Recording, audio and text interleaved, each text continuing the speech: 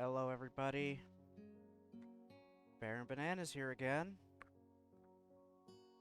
and today we are gonna try to actually finish off Lilly's route in Katawa Shoujo.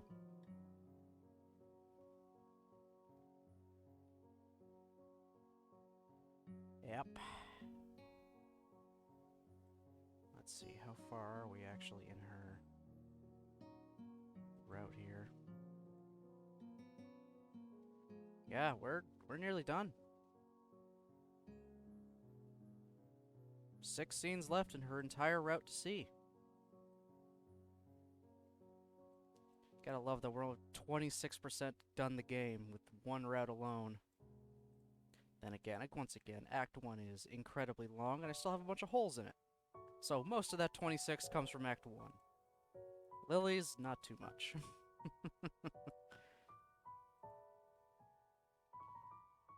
We listened to all the tracks yet? Oh no, there's a few tracks still missing. That's okay though.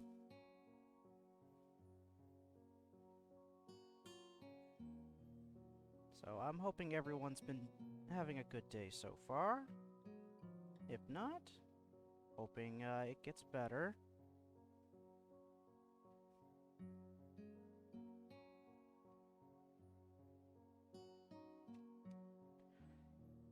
So, what happened when we left off last time? Well, Lilly and Hisao went on a date to a fancy restaurant. And the two of them kinda just, talked to each other more in depth. Like Hisao finally telling her that the first person who ever confessed to him was the reason why he ended up at the school and having his heart attack. With her also saying that every confession she's ever received, she's turned down because she had a thing for her English tutor, which she knew was impossible, but she still kind of held out hope for that. After that, a little bit later, they just kind of hanging out in her room. Things got a little spicy, and Hisao nearly had a heart attack. Again. And he realized that Lilly was pitying him. And he doesn't want anyone pitying him. Makes him feel, you know, like less of a person. And just something to worry about.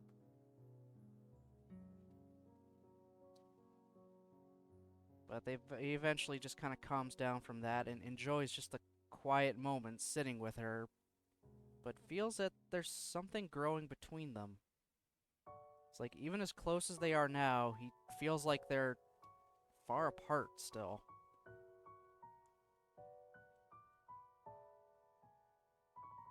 $16. My god.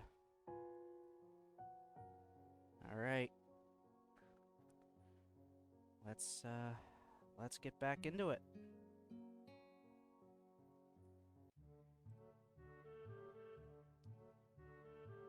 The loud clatter of books falling into the turn slot abruptly breaks the grip of silence over the school library.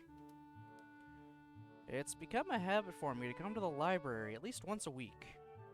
Not only does the reading itself keep me busy, but discussing books with Hanako and Lilly also does. Obviously startled, Yuko suddenly twists her towards the direction of the noise. I'd have thought her used to people dropping books by now, since she does work here. Oh, hello, Hisao. Back again? Takes me a moment to respond, my mind still distracted by the familiar melody of Lilly's humming that's hardly left my ears in the several days it's been since I fell asleep to it. Oh, yeah. Just returning some books I borrowed. She casts her eyes downwards, presumably to the bin the books dropped into. You're a very heavy reader, aren't you? It's become a bit of a routine now. Passes the time, at least. I wish I had free time to pass. From small talk to depression in less than 5 seconds. I think that's a new record for her. She seems a bit down in general today, even compared to normal.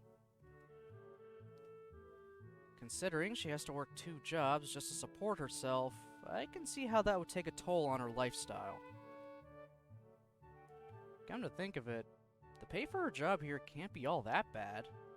The idea of staff in such a prestigious private school going hungry strikes me as counterintuitive. Working 2 jobs must take a lot of time. I'd probably never manage it. You're lucky being a student. Do you think you'll be able to go to university? If she's asking, then I guess that's the expected result. Damn it! Already tongue-tied. If she's asking, then I guess that's the expected result of having this kind of education. Private schools like this don't exactly come cheap. I guess I have the money, I think.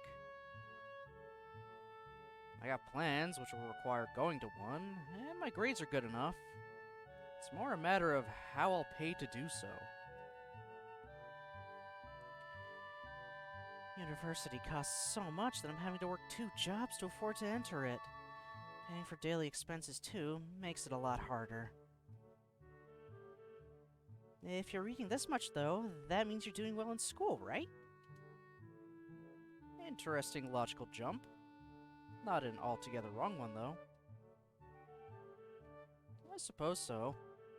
I didn't find any of the exams very hard, aside from maybe 1 or 2. Do you mind if I ask what studies you're pursuing in university? Yuko appears to genuinely brighten at the question.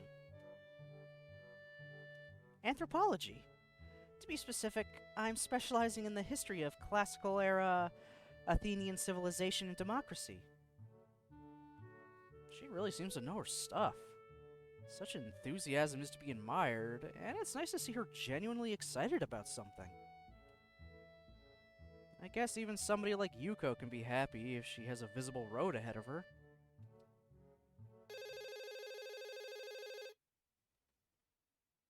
Wow, I totally missed that line. That's good to hear if you... Come on, game. There we go. Both of us jump at the sudden interruption coming from my pocket.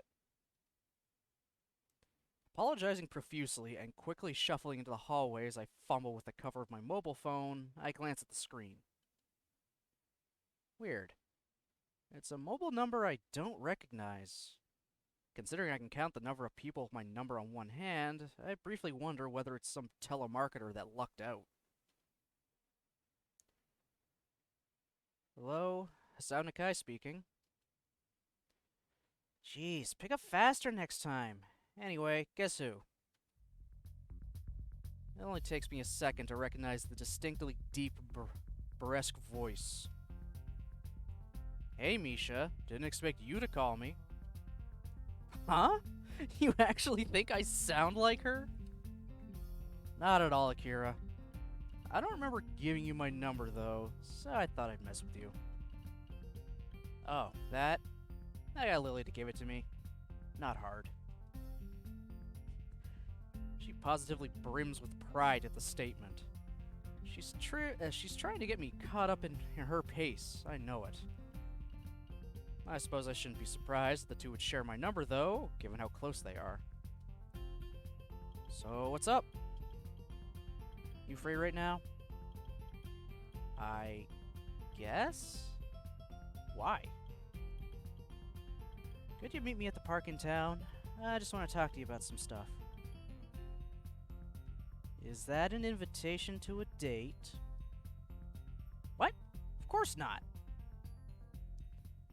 She sounds suddenly crestfallen, her previous teasing nature having instantaneously left. Seems strange for her. Anyway, I don't see why not. When do you want to meet?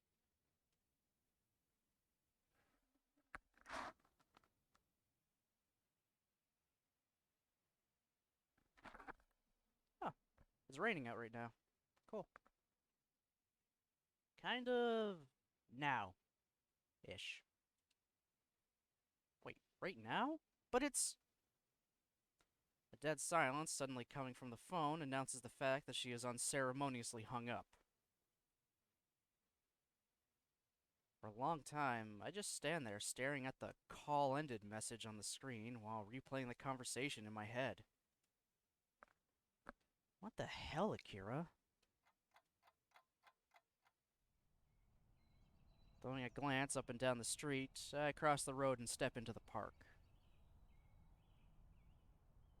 I've learned to pace myself on such walks, mostly because Lilly's slower pace during our forays into town means I have to consciously slow myself down. That aside, I hope Akira didn't expect me to be immediately prompt. It only takes a couple of seconds to spot her, waiting on a bench with a can of beer in her hand. The look she gives me as I walk up lacks any hint of acknowledgement or greeting. What's with that look? I needn't have come, you know. I knew you would. You're that kind of person, after all. I lower my brow at her remark as she disposes of the can, emptied by the time I arrived, and a metallic clatter rings out. Kira takes a seat on the old wooden bench, and I follow her lead. She takes another can of beer from beside her and opens it before speaking, taking a large gulp. She seems to really like that stuff. I suppose I don't need to ask what this is about, or rather, who it's about. I heard from Lilly you asked about our family. They share more than phone numbers, that's for sure. I'd probably be very worried right now if it weren't for the total lack of malice in her tone. Her voice. Rather, her tone sounds almost wistful. Idle curiosity, mostly. I have to admit, I'd never have guessed you two were half Scottish. She gives a wry chuckle of amusement. I've heard that before. Trust me. A small smile falls from her face, her eyes looking ahead distantly. Aside from the occasional elderly couple talking as they slowly walk the meandering paths and the odd aging car, it's pleasantly quiet. She didn't tell you everything, though, did she? It was pretty brief. Her parents live in Scotland, she hasn't met them since she was 12, and she wants to meet them again. It always surprised me how devoted she is to our parents, for all the good they did us. The way she says it sounds almost derisive. She gives a small sigh as if to quickly brush the feelings away. Why do you think they left us, Sal? Why do I think they left? From what Lilly told me, it was because of work. I guess a pretty decently paying job was involved as well, given the way your parents seem to live. So Lilly went to a private school, and that's why she carries herself with the airs and graces of the upper class. Yep. Since the business in Inverness boomed, our father decided to move directly to the same city as its headquarters. That's just the conclusion I thought you'd come to, though. You're too good-natured. You don't think they left for their career? I'm sitting here bitching to you about it. What do you think? Yamaku Academy. I've always felt that place was kinda weird. Like it was an isolated hideaway for those proper society doesn't want to see nor hear. They probably just rue the fact that Lilly wasn't old enough to be shoved there by the time they left. A long silence follows her abrupt and very harsh criticism of her own parents and Yamaku. Lily's blindness is hardly something that could be simply ignored for a high-class family attempting to keep up appearances, much less so when a lucrative offer is on the table.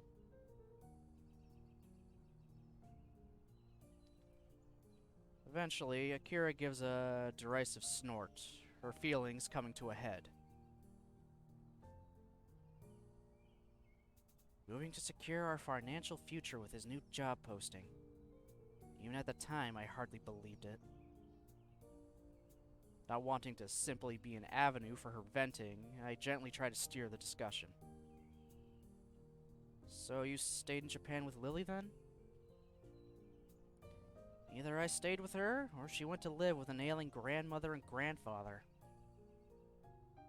What about Shizune's family? If you're cousins, then... Our fathers hate each other. I'd have been more than happy to tell them to go screw themselves and live with them anyway, but Lily wouldn't have wanted that. I'd also had an offer for a job by then, so we did our best to keep our parents' house in proper shape, and tried to continue our lives as if they'd never left. So you just lived by yourselves? Basically. Lily had school, and I had my job, so we weren't exactly languishing. With her schooling, her study, and having to do chores while I worked, though, I can't help feeling like I failed her. In the end, I tried to be there for her and screwed it up. Expecting a 19-year-old to be the mother for a blind child? It's ridiculous. So, Lily and Akira lived alone after their parents moved, with Lily largely taking care of herself. I guess that explains her apparent independence compared to many in Yamaku. I may have lived alone much of my time since my parents both worked, but that's just something else entirely. Sorry for making you listen to my moaning, Hisao. I don't mind at all, but do you mind if I ask why you're telling me all this?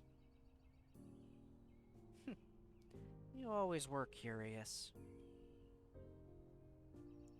Context, I suppose. Life isn't a fairy tale, Hisao. Some people have to learn that the hard way. She takes a long drink from the can in her hand, her face becoming more depressed than distant. I broke up with my boyfriend a few days ago. After I leave, we're not going to be able to see each other again. But that's how life is. You can't just set your life up and expect it to stay that way forever. Sometimes stuff happens that you have to roll with, even if it means hurting yourself or others.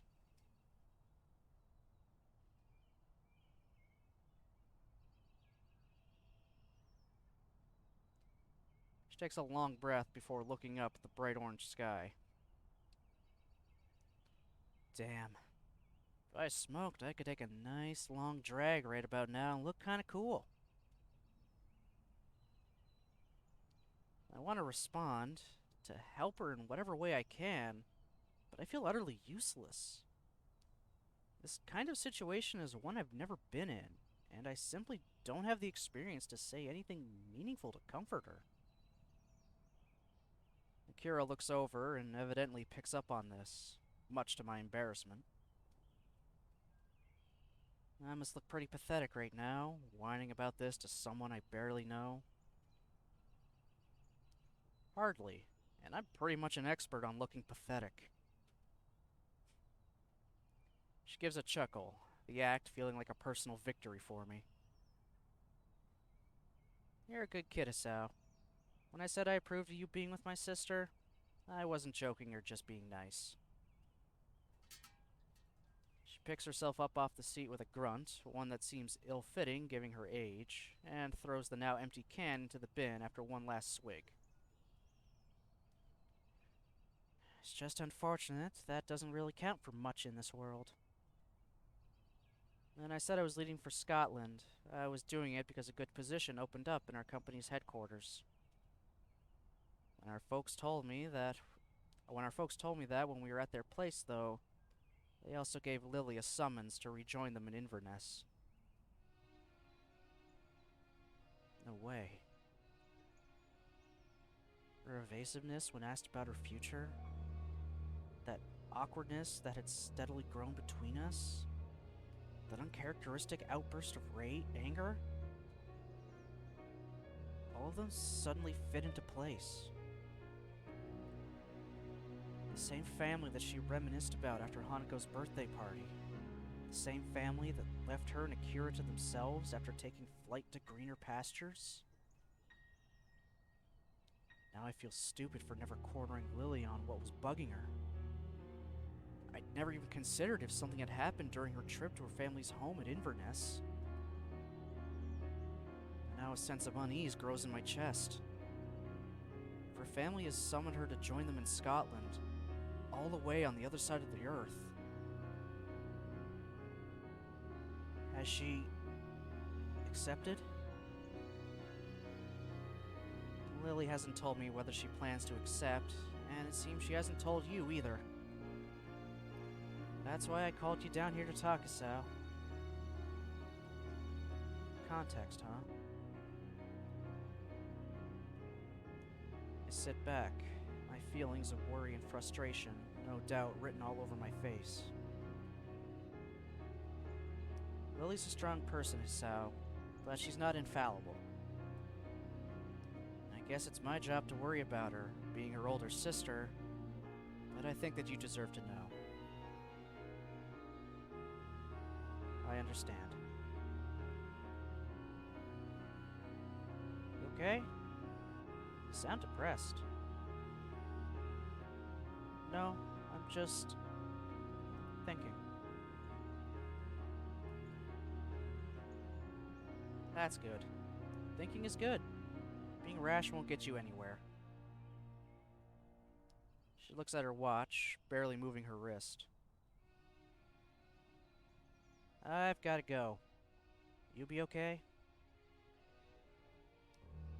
I'll be fine. Don't worry. I'll have to talk to Lilly about it and get everything sorted out. She gives a smile, but it doesn't feel all that genuine or sincere. Really, both of us are dancing around the fact that Lily's on the precipice of the biggest decision of her life and is trying to take the entire burden on herself. And part of that burden is the matter of our relationship. By the time I look up, Akira's already walking off with her hand held up. For the first time in a long while, I finally have an answer to something. Perhaps not even that. But at least now I have the right question to ask. Will you leave or stay? Oh, that was kind of hard to read through.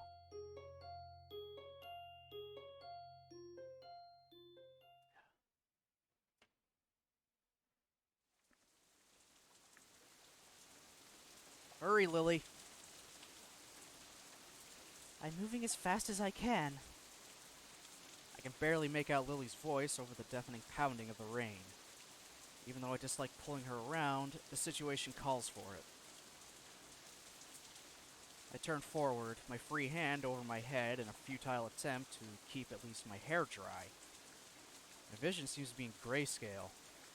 This really is rotten weather for summer, and the last kind of climate I'd want for a date.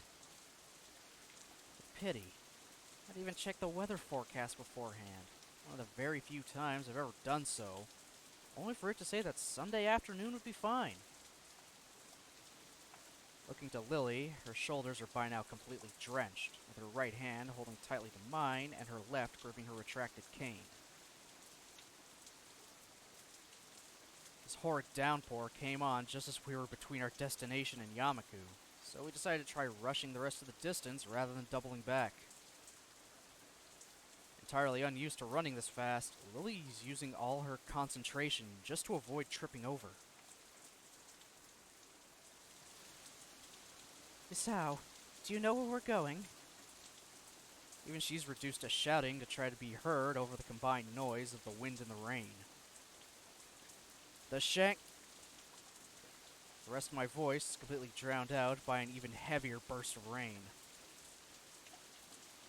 The what? The Shanghai. How far is it? Shouldn't be far now. Doesn't take long before I call out to her once again. It looks like we're safe. It's just up ahead. Quickly pull up to a stop just in front of the familiar exterior, the lantern outside giving off its reliable glow. And wait for Lilly to catch her breath before going in. Ladies first. Tiny bell inside rings out when I hold the door open, for a smile and a polite nod being my reward before entering myself.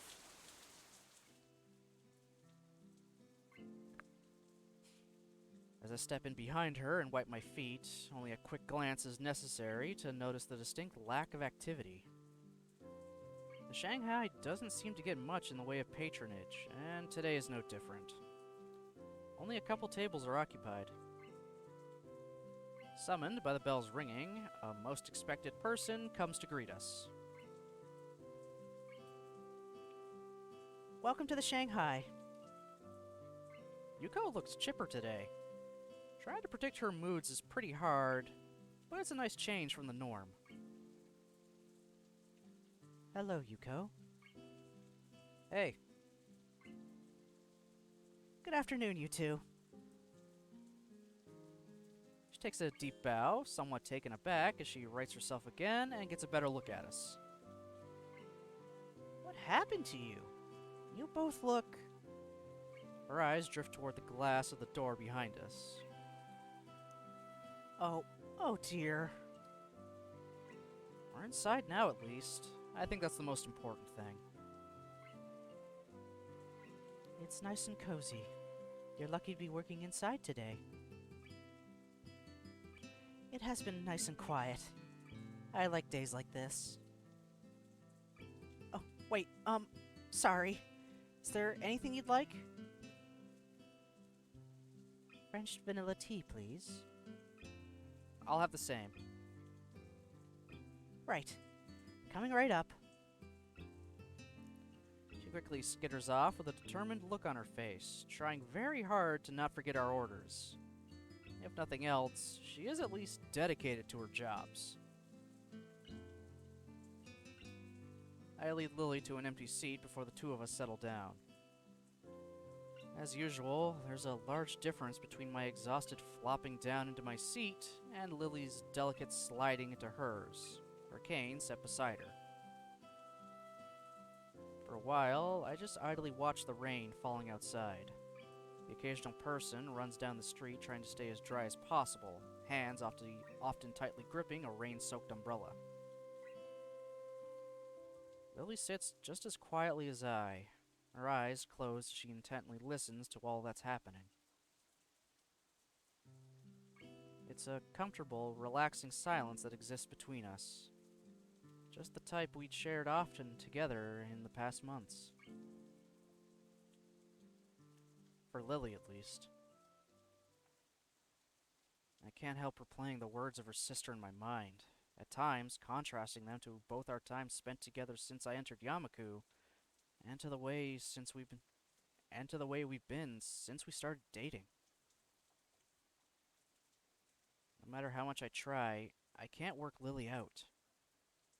It's as if the harder I try to second-guess her emotions and her potential decision, the more difficult it becomes to reach a clear conclusion. It makes me doubt whether I'd really understood her. In the end, I'm gonna have to ask, even though I very much want to avoid doing so. You seem quiet today, Hisao. Really? You seem so enthusiastic about taking me out on a date. I'd assumed you had something specific you wanted to do. No, not really. Just wanted to spend some time with you. I think that's the important part of the date, is just spending the time with somebody.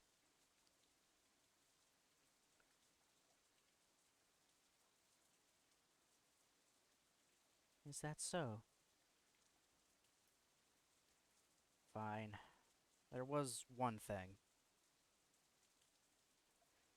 A little grin finds its way onto Lily's face, her knowing full well that she's bested me.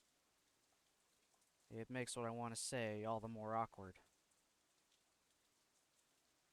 It was just... Akira and I were talking. Oh? What's with that tone? You two do seem to get along well, don't you? Well, I do think she's a pretty cool person to talk with. It'd be nice if any of the teachers were anything like her. Cool.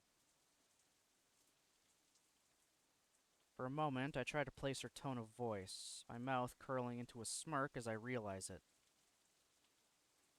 You're not jealous, are you? I'm not jealous.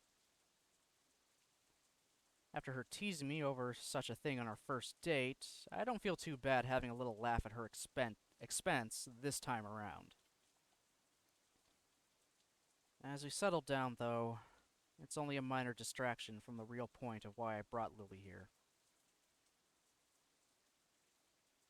Don't worry, it was mostly just everyday stuff. That said, there was something Akira mentioned that I wanted to talk to you about. When you went to see your family in Inverness a while back, she said... Akira told you about my family's summons, hasn't she? Seconds tick by while I try to read Lily's face, an odd mixture of feelings written on it. She seems annoyed, but also somewhat confused. Here. Yuko tentatively slides our drinks onto the table, her presence oddly small. As she walks back to the counter, after a quick and polite nod, I realize the air between me and Lily is thick, and our expressions are both somewhat pensive. Even though she says I should lead my own life, she still interferes at the worst times. I don't think you should blame Akira here. She's just looking out for you, and it's not like I can't understand her concern over this. Lily's irritation gives way to an awkward and largely unsuccessful attempt to mask her feelings. She really doesn't deal well with being cornered on personal topics. I know, but I just wanted some more time. I knew you'd have figured it out eventually, but... You were intentionally hiding this from me? How long were you planning to do so? As I said, I simply wanted more time to think it through. I wanted to be sure of my decision before telling you. What did you decide to do in the end? I know what I wanted to say, but an awful feeling refuses to leave my gut. My family does dearly want me to return to them, and Akira will be going as well. I could still teach his career, whether it be here or there. So, you're going. How long have you known? I already know you were asked when you first went to Scotland about a month ago. Some time. My frustration very nearly boils over. The fact she's done this affects me more than it should. For her to not only be leaving, but to have been actively hiding her own plans from me, and after seeming for so long to be the only solid pillar of support and reliability I could depend on,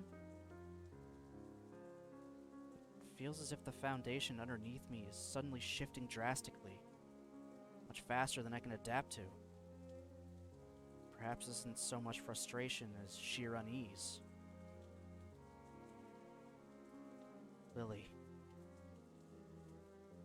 I'm sorry, I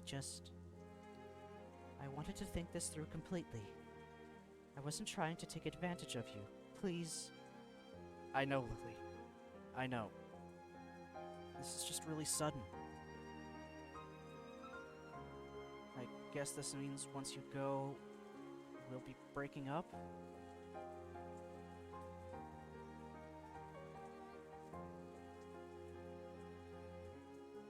Just need a minute.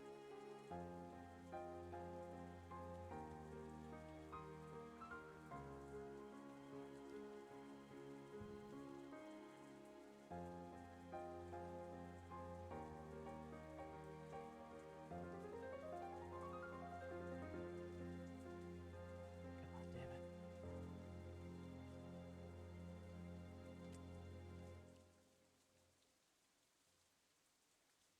One of the few times since I met her, she's genuinely lost for words.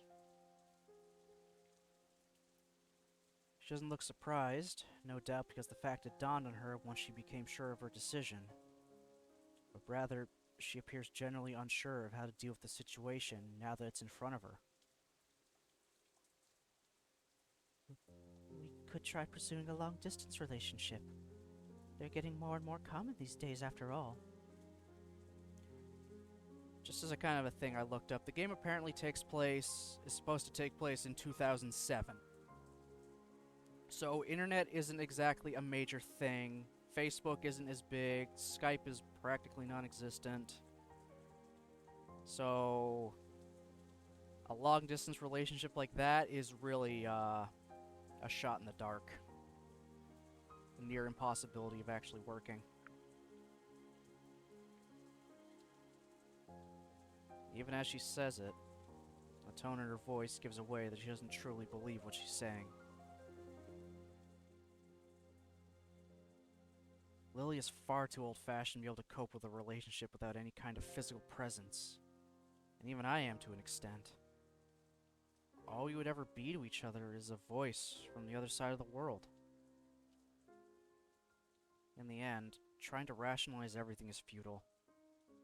Any attempts to try and connect what's happening with the future or past just seem to get more difficult the more I concentrate. Those quiet moments when we just walked side by side, the precious time we spent with Hanko and Akira, the casual chatter we had during lunchtimes, the times we made love, the confessions of our feelings to each other, all pointless. All just a fleeting moment in our young lives.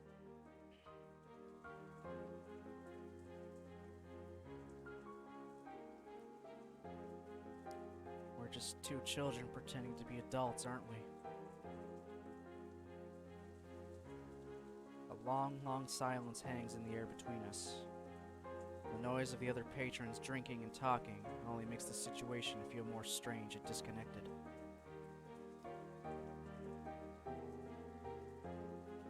Lily's face remains low, her dejected expression clouding it. I'm sorry, Hisao.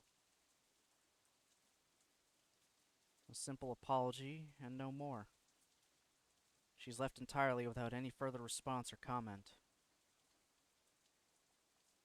With a long sigh, I gather what's left of my thoughts and ask the final question I have for her. When will you be going? I'll be leaving with Akira, so it'll be less than a week. The beginning of summer holidays? Just a little afterward, yes. Her tone is unusually slow and steady, her apologetic and depressed mood all the more written on her face as she tries to hide it in her voice. In the end, I can't even keep my promise of going to Tanabata with her before she leaves. I look down, seeing my face reflected in the by now lukewarm cup of neglected tea sitting in front of me. I really thought I'd left this kind of expression behind. For a while, I just stared down into the still surface, trying to sort through my emotions to get at what course of action I should take, whether it be right now or in the future. But just as before, the effort is wasted. I glance up to see Lilly gently sipping her cool tea without complaint, her face drawn and shoulders slumped. She looks to be deep in thought, too, a strangely cold atmosphere coming between us as we isolate ourselves to mull things over. Even as Lily's cup slowly empties, mine remains untouched.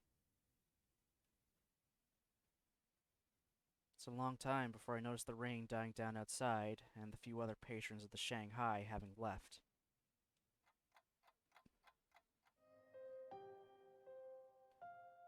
The chill of the rapidly darkening evening permeates the dormitory hallways.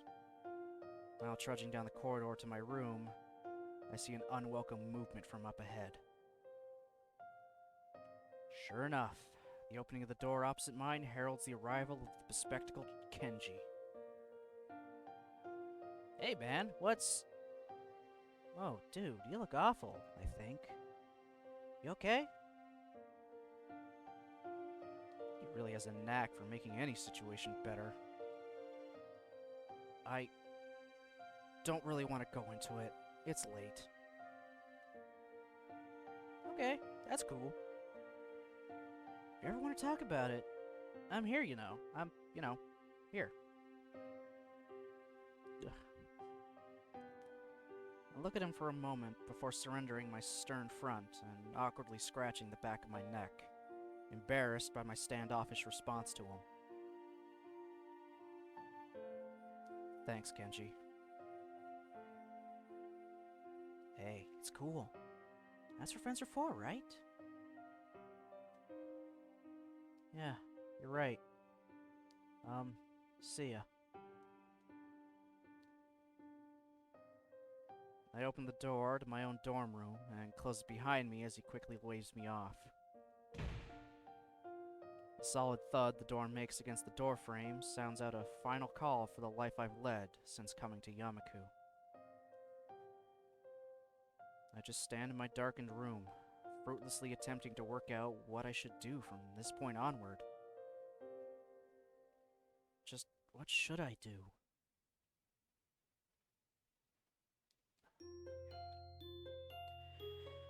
Oh, man.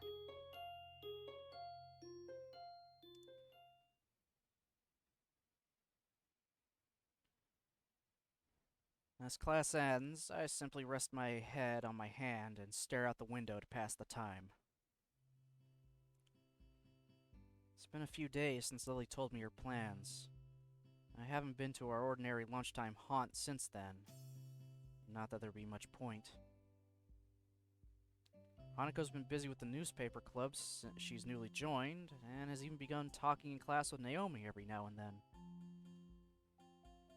Even Lilly, aside from the fact that a meeting between us would have been awkward in any case, has been run off her feet with class representative duties as the summer holidays approach. And now, they're just about here. With the end of today's bell, the summer holidays will have begun. I suppose that all I'll end up doing will be visiting my parents for the duration and lazing about my old home, now that my previous plans are entirely askew. Meanwhile, Akira and Lilly will be en route to Scotland to live out the rest of their lives there. No matter how hard I try to rationalize the idea that once the summer holidays begin, my life will return to the way it was, it simply refuses to happen. Everyone's moving on with their lives. Lily's rejoining her family, Akira's moving up in her father's business, Hanako's gaining new friends and hobbies, and even Yuko's moving ahead with her university aspirations. Even I'm moving forward in the end.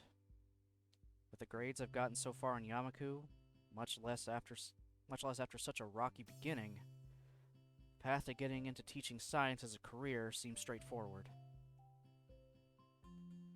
I suppose I should at least be happy about that much, but it doesn't really seem to help.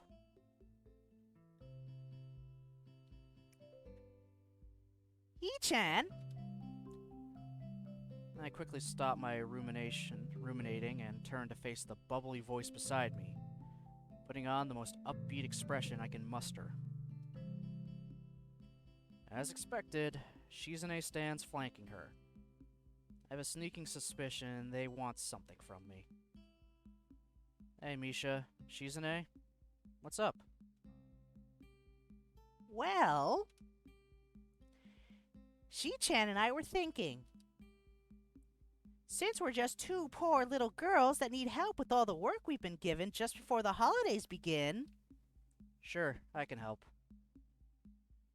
But He-chan, we really need... What? I think I broke Misha.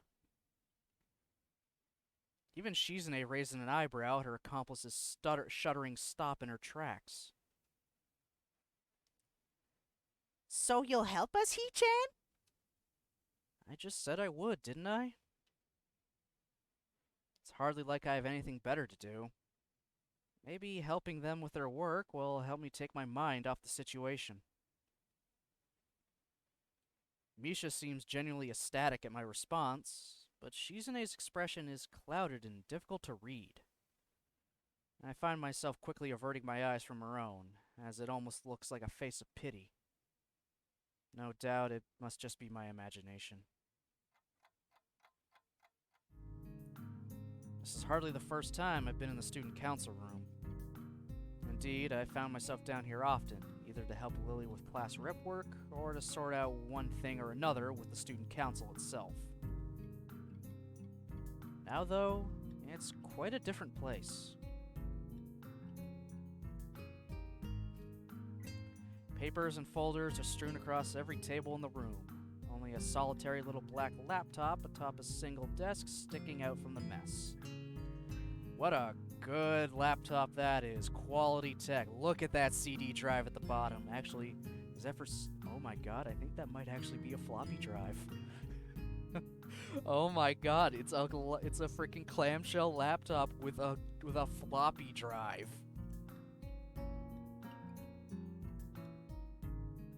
This definitely takes place in 2007. It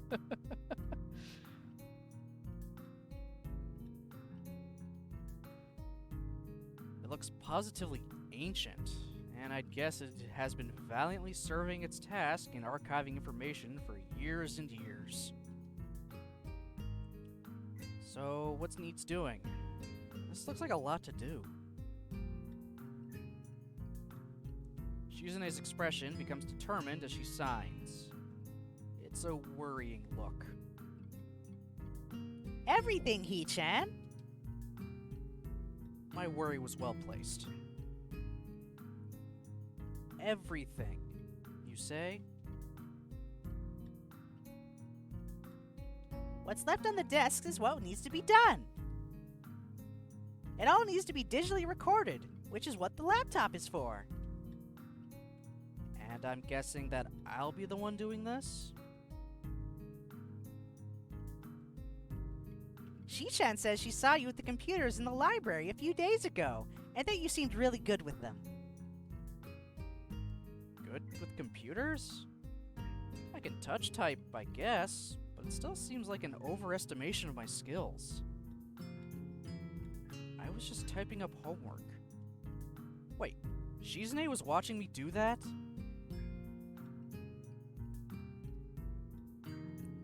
One must know their allies before they can know their enemies, of course.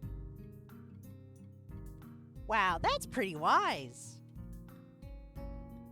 For once, it's not very hard to work out who said what. Nonetheless, it doesn't seem worth fighting over. Sitting at a computer doing some typing hardly seems onerous as far as tasks to help Shizune and Misha go. Besides, it'll help to take your mind off things. Take my mind off things? Take my mind off what things? Misha's face goes blank as she translates this for Shizune, though the latter's response is only to glance away towards the window after briefly signing.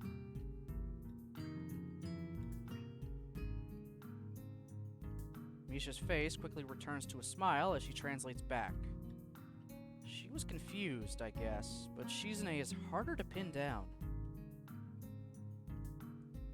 I was just thinking you may like to get your mind off the exams, of course. Either way, we may as well get into it sooner rather than later. I'll go along with you. That's the spirit, Hee-chan. And that's the 5th spreadsheet compiled and saved. Time for the next month's. After a little bit of fussing around, we all managed to get a bit more organized. Shizune's been gathering up the loose sheets and, thankfully, sorting them into a neat pile next to me. Meanwhile, Misha's been handling the manual writing work. Her girly pink pen leaving its unmistakable mark on paper after paper. Once I got myself into a rhythm, this wasn't so bad.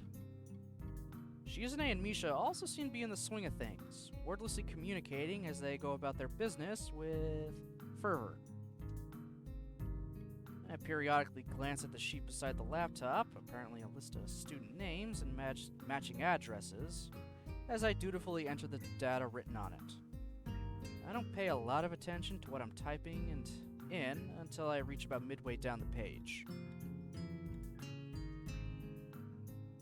Akamichi, Class 3-3.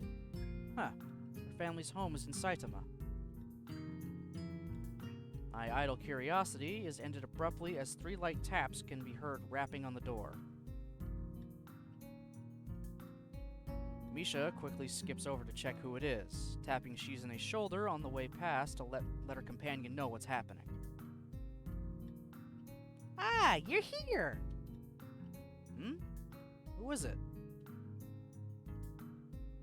With a slight pause to enter Shizune's data into the file along with the others, I look up to check who's at the door. Lilly? After giving a cursory nod to Misha in greeting, she perks her head up in her trademark manner. Is that Hisao? She's pretty darn good at working out my voice from the smallest of phrases nowadays. Yeah, it's me. Hey. The atmosphere feels slightly awkward as she bows. Neither of us knows quite how intimate we should be around each other, given she's leaving in just a matter of hours. This is a fact that, thankfully, neither the oblivious Misha nor the hard-working Shizune pick up on. So, you've got work to do as well? Unfortunately. I arrived as soon as I could, but my class held me up with a surprise farewell party, and I had to get changed. I glance down at the laptop's clock. It's pretty much the end of lunchtime, so I'm guessing Lilly managed to wrangle the last period off as well. I take it Shizune is here as well?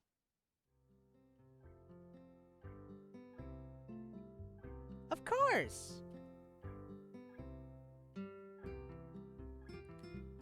And I've been here during all of lunchtime as well! That last comment was really not needed. Shizune's baiting Lilly into another argument. I can feel it. I'm sorry I can't be as hardworking as you, Shizune. I'll endeavor to hire more lackeys to do my work in the future, I assure you. And Lilly just took the bait, escalating things further.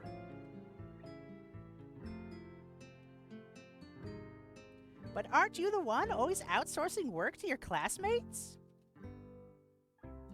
The difference is that they choose to help, unlike your tyrannical grip on your own class.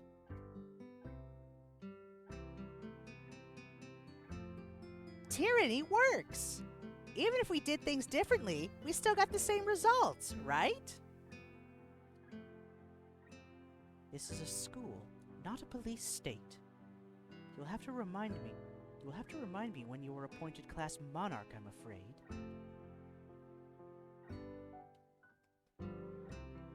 You have to seize power. It's not as good if it's just handed to you. But I guess you wouldn't really understand that, right?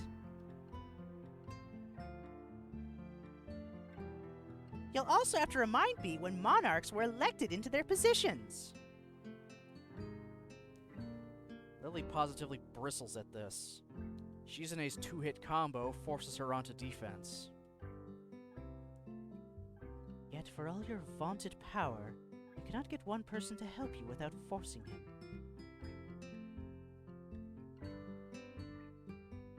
But Hisao volunteered! He's such a hard worker. He's doing this instead of meaningless socialization, right? Is that so? Hisao? This is bad. Really ended up between a rock and a hard place. As much as it may pain me to do this, the truth has at least a chance of stopping this argument here and now. It's okay, Lilly. They didn't harass me to come or anything. Lilly gives me a disapproving grimace, slightly radiating her strong feelings of displeasure in my general direction. She can be quite scary when she wants to be, though thankfully that isn't often.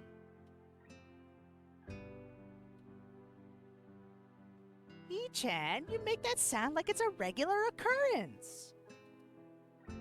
It isn't? In the end, it doesn't matter as long as everything's getting done at a good pace. Let's just get this work over with so we can go home.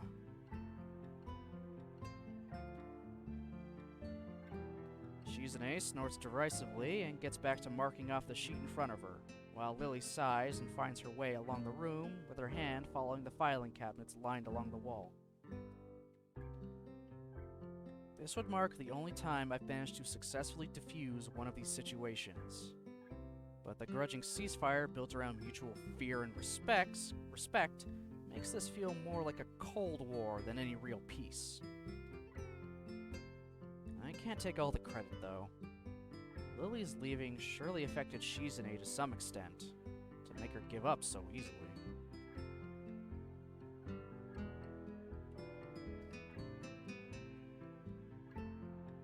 Moments before getting back to my work, I noticed Lilly reaching up to grab something from above a filing cabinet. I almost offered to help, but her height gives her ample ability to take it down safely. Once she sets the strangely shaped device on the desk beside me, I realize just what it is. Sort of. As she takes the old green covering off and sits down. At first glance, it seems to be an old metallic blue typewriter, but it doesn't take me long to realize it's far from ordinary. There's far fewer keys than expected, and those it has show no lettering printed on them. Only the shadows cast by the tiny braille dots on them give a hint to the thing's purpose. Blind typewriter? Oh, this? Well, you're not far off. It's normally called a Perkins Brailler, but it's basically a typewriter for the blind, yes. It presses braille into the page rather than text, which is why it has fewer keys. Huh. That's really neat. She gives a lighthearted grin at my curiosity over it. I have to admit that it appeals to my sense of novelty. Without further ado, we each get back to our allotted tasks. The loud clunking of the mechanics in Lilly's brailler and the tapping of the laptop's old and weary keyboard quickly fill the room. It's a nice atmosphere, really. Everyone knows what they have to do, and Lilly and I get to sit beside each other and exchange the odd word as we work away. Nostalgic. That's what it feels like. It's pleasant, but just slightly stained with the knowledge that our time together is nearing its end. Excuse me, Misha? properly address her, Misha bounces over from the filing cabinet she's peering into, in spite of Lily's lack of sight. For a moment, I think it's strange, then realize it's exactly what I do. What's up? Could you ask Shizune where the attendance records for Class 3-2 are? I think they've been moved. Okie dokie! With that, she flitters off to Shizune, who's working at a table behind us. Lily's familiarity with the council room and the efficiency with which she works remind me that she, Misha, and Shizune used to all work together in the student council. Maybe this is a fitting end for her stay in Yamaku, working away just like she used to, surrounded by those she loves and at least liked. I look up, getting taken off guard by Shizune sorting through a drawer rather than Misha.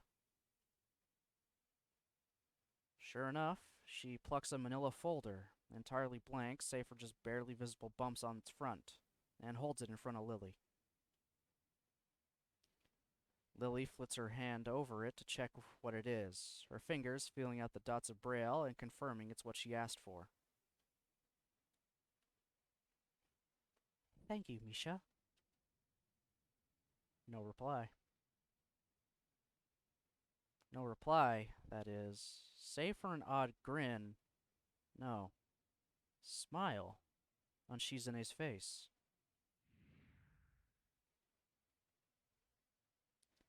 A couple of seconds pass before Lily clicks that it isn't Misha behind her, but Shizune. Her momentary look of surprise is replaced by a slightly bashful smile. For a few moments, the room is all but still and silent. Eventually, though, Shizune strides back to her workstation and Lily begins typing once again. It only lasted a handful of seconds in all, but it feels like years of communication were made up for in that one silent exchange.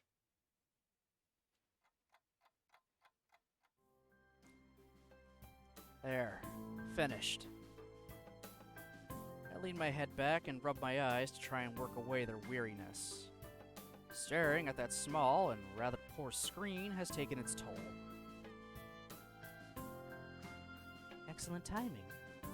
The only thing left is to file these away, and I'll have my workload finished as well. Good. I can pack up the brailer and put it away while you do that. Thank you, Hisao. Misha, are you and Shizune far from being done? I look around for the two as I replace the cover over the brailer, only to see them waiting at the door. I guess they must be waiting for us. I'm just gonna be right back because I need to use the washroom.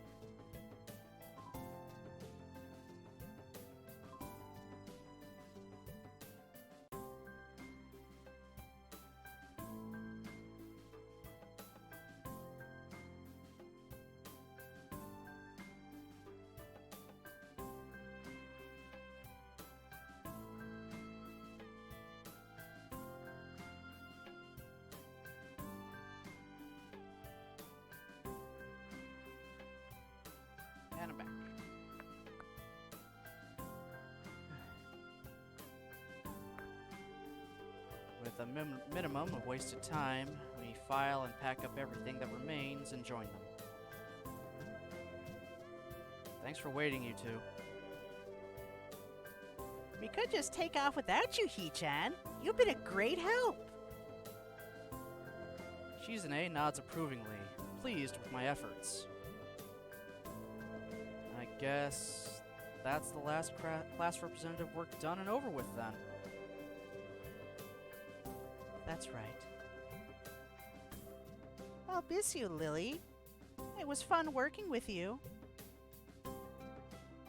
Thank you, Misha. It was good working with you. And Shizune. Shizune thinks for a moment before formulating her response. It's not that she often communicates without thinking, quite the opposite. But this time it's even more considered than usual.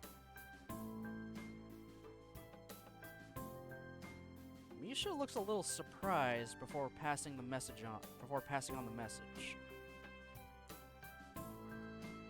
Shizune says you'd better do your work over there better than you did it here. Far from taking offense, Lilly giggles into her hand.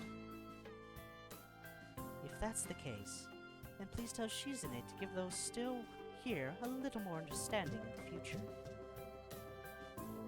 Competitive until the last. Maybe Shizune and Lilly aren't so different after all. Shi-chan says she'll be checking to make sure you live up to your end of the promise. Then that's how it'll be. I'd better be off then. Goodbye, Shizune. Goodbye, Misha. Isao? Lilly takes a hold of my arm in hers. There's no need for a cane if I'm here to guide her. With a nod of farewell to the two, we set off out the door and make our way to the school grounds. As I turn to wave goodbye to them... One moment.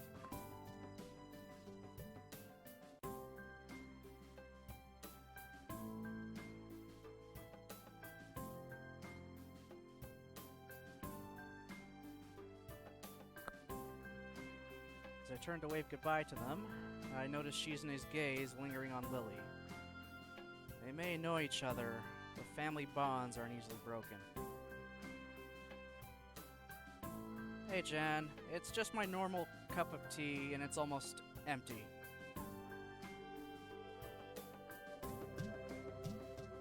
I probably should have grabbed water before during my just ended bathroom break, but well.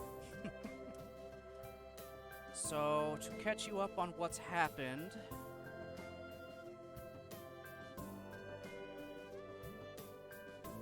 Yeah, I know. I know. So just kind of catch you up on what's happened. Lily's sister wanted us to meet her in the park, and she told Hisao that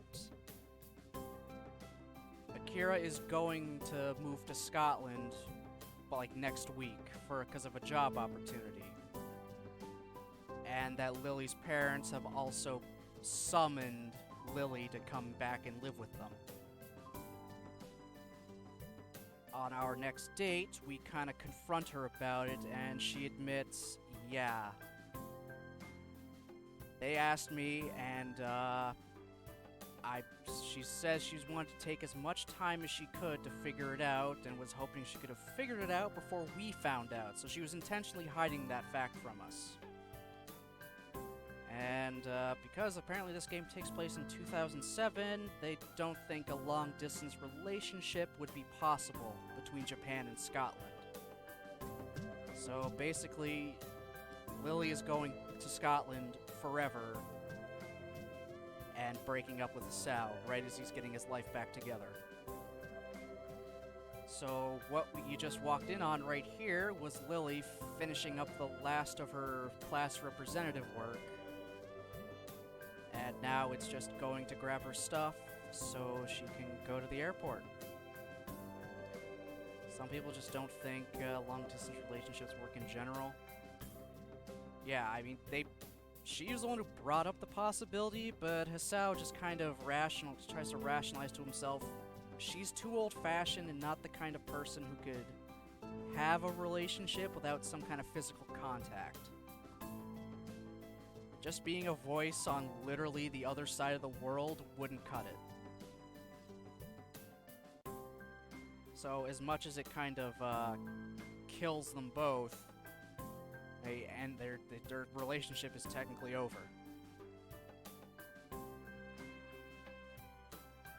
Even goddamn Kenji, of all people, is sympathetic. Because right as we get back from the date, he notices we're kind of off, and then just says, I'm here if you need someone, you know? Exactly. She's blind, so the physical aspect is probably very important.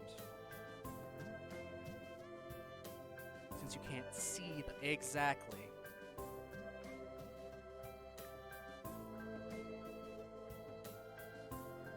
So, we're now done. Lily's now done her class representative work forever, and we're walking to the school grounds to her dorm.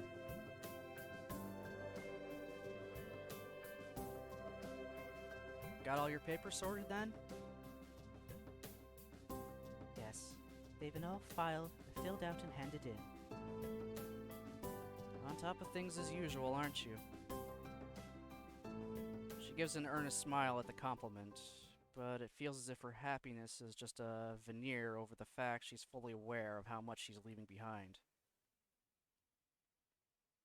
There are happy endings. There are happy endings in the game, don't worry.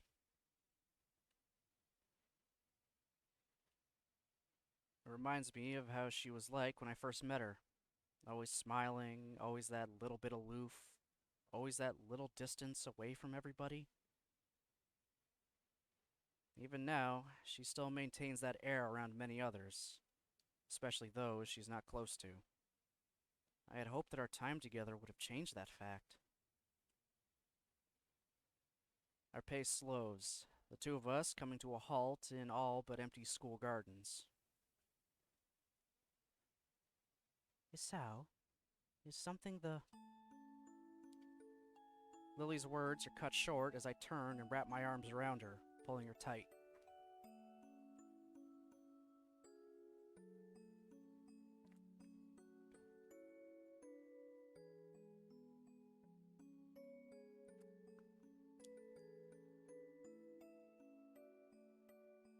I may not usually be given to such impulsive actions, but I just want to be close to her.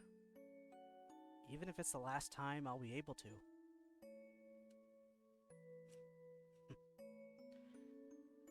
This scene always gets to me.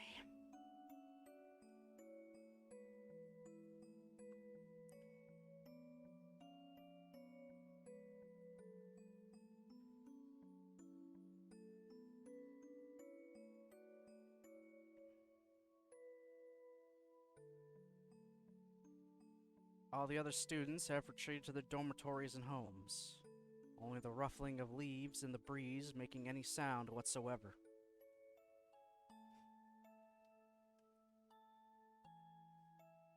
As I draw back, I can see she has dropped her carefully maintained smile.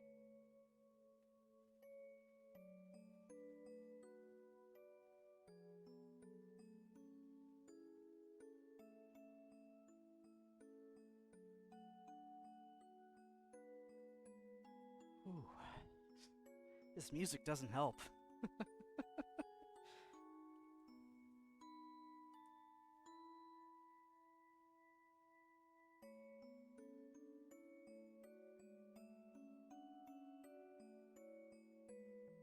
Okay, just breathe. I apologize.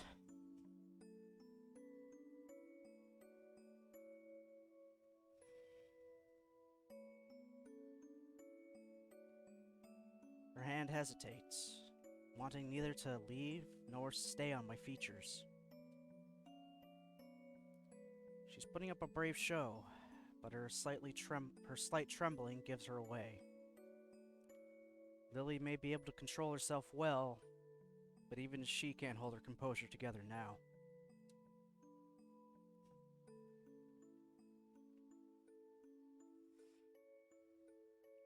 This is the woman I've come to love, but also the one who in all short time will leave the country forever. I'm sorry, Hisao. It's okay. You got your own life to lead after all.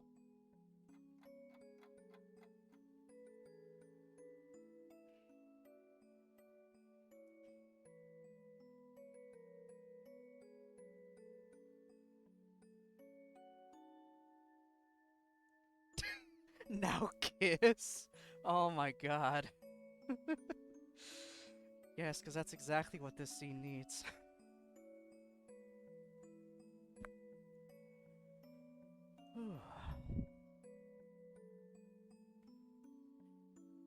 We walk up the hallway in the girls' dormitory, hand in hand. Our emotions, by now, largely quelled. Nevertheless, our hands grip each other's much more tightly than before.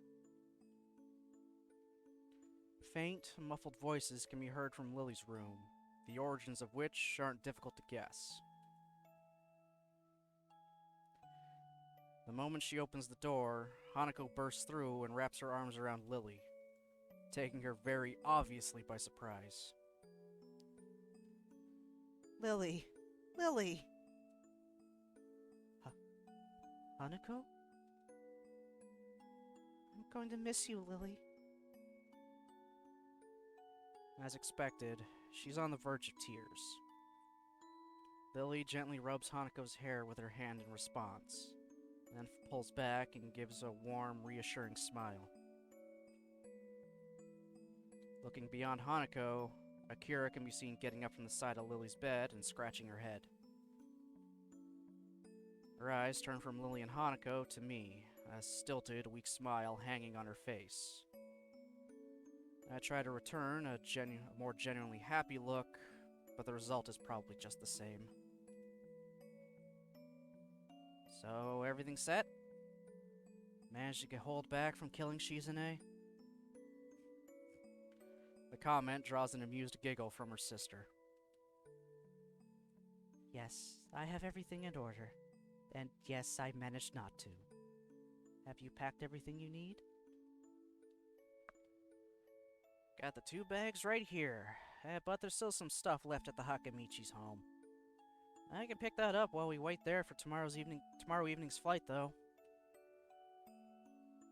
Akira gives the 2 large black traveling bags on the floor a hearty pat.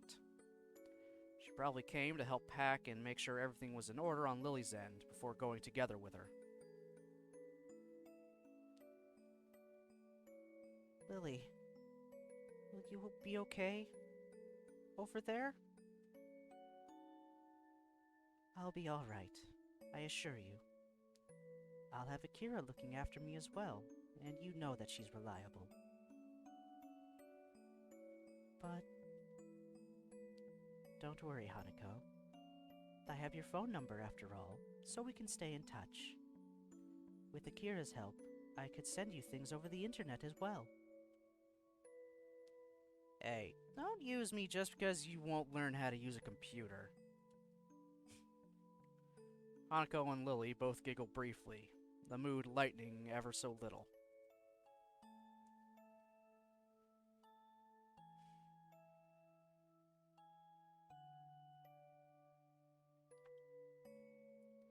That goes for you too, though, Hisao. I promise I'll contact you once I'm in Scotland. I know. I'll be looking forward to it.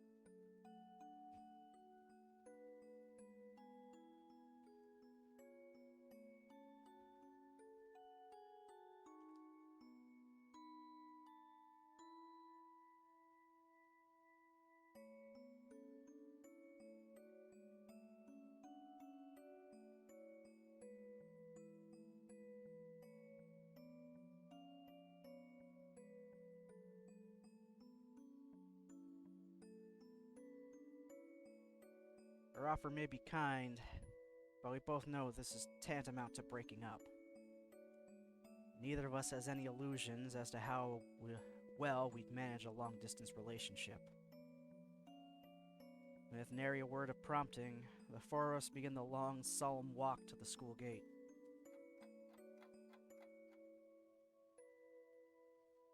The numerous lamps scattered around Yamaku's grounds fail to do much more than provide pinpoints of light in an otherwise dense darkness.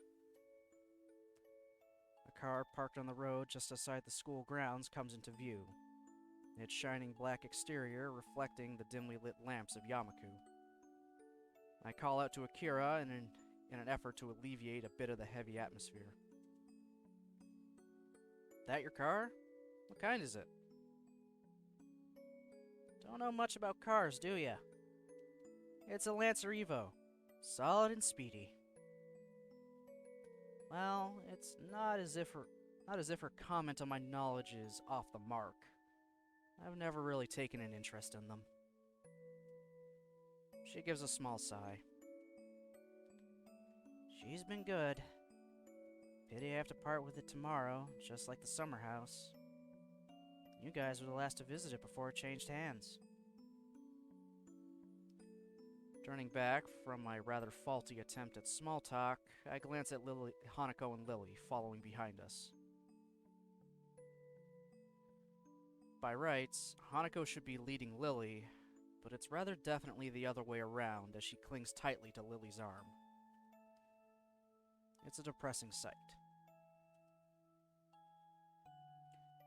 So, I guess this is it.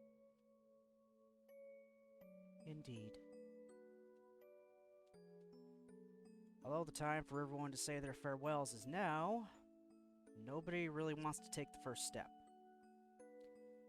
It's as if the longer nobody speaks, the better the chances of them simply not leaving. Lilly, do you really have to go? I'm sorry, Hanako. I won't be leaving you forever, though. I can still call you. Hisao will still be here as well. I nod, but Hanako just clutches all the tighter to Lily's arm. After spending so long without anyone to call family, it must be excruciating to have to say goodbye to the one person that was as close to a mother as anyone could have been in her life. Lilly lets out a long, sad breath. All Akira and I can really do is stand by quietly on the sidelines, since the only person that can solve this would be Lilly herself. Eventually, Lilly pulls her arm from Hanako's grip and holds both of her shoulders gently. A much more decisive way of address than I've ever seen Lilly take with her. Hanako, remember when we first met? When you entered my room for the first time after overhearing my consoling of a friend. You didn't say a single word for the entire night. Even as I poured you tea and talked, you sat silently and simply listened to what I had to say. What I said, whatever. It took many quiet meetings like that before you began to open up to me. But as you began to, I felt some of the happiest moments I've ever felt. I didn't become your friend because I pitied you, Hanako. I became your friend because I knew you were hiding not just from me, but from everyone. Our ambitions, personality, interests, tastes. I didn't know any of them, and neither did anybody else. As you showed yourself to me, though, I began to realize the person that you were, and became sure that our meeting was a very special moment. But Lilly cuts her words short as she brings her hand to Hanako's head and brushes her bangs to the side, gently pressing her lips to Hanako's forehead. As she pulls her head back, leaving Hanako all but speechless, her eyes moist, Lilly beams a wide smile. I believe you are a beautiful person, Hanako, and I am certain you will become a strong and confident woman. You are a very dear friend, and someone whom I love very much.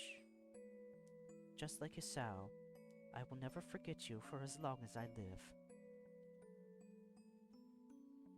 Girl power, yo.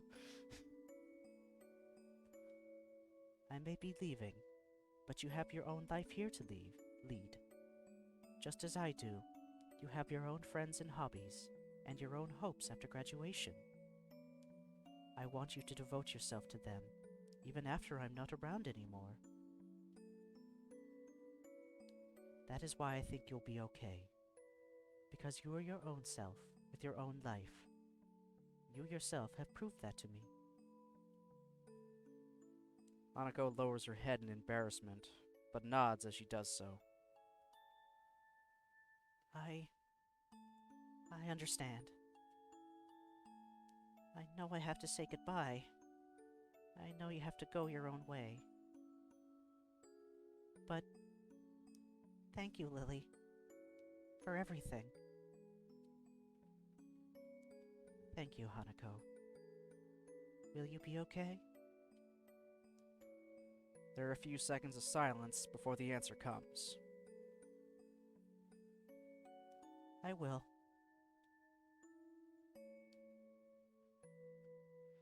Hey, Nichols. Yeah, you are just in time for the feels, as I'm holding it together. Jen can attest.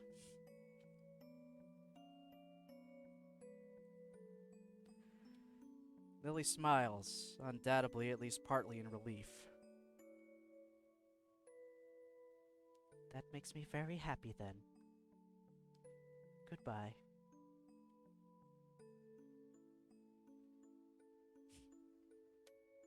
Goodbye, Lilly.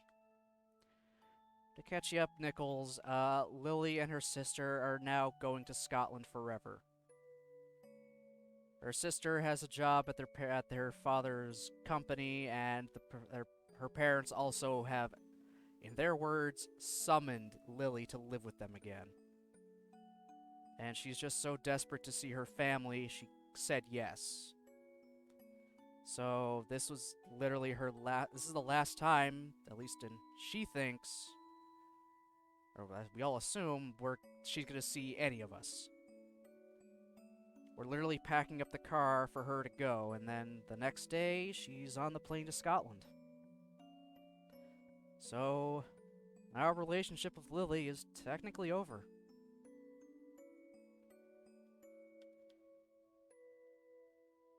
And farewell to you as well, Hisao.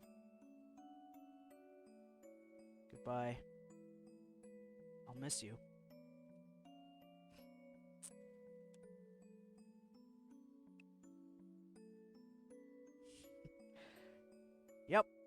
Yep, that's exact feelings. Cry face. She pauses for a moment before walking up to me. Her right hand, outstretched in front of her, takes a hold of my shoulder. Her left hand slowly and daintily reaches toward my face, taking my cheek in her palm. For a while, she simply holds my face. Her fingers just slightly moving to take in its contours. Usually her hand would be warm when doing such a thing, but the night's air's given her a cool edge. This is the exact thing with Shites Creek last season. Did either of you watch that? No.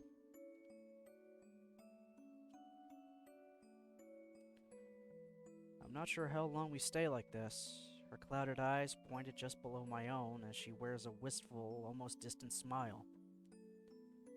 Eventually, though, I take her cold hand in mine. It's difficult to do so, but with a slight sigh, I remove her hand from my cheek. You cried multiple times? Aww.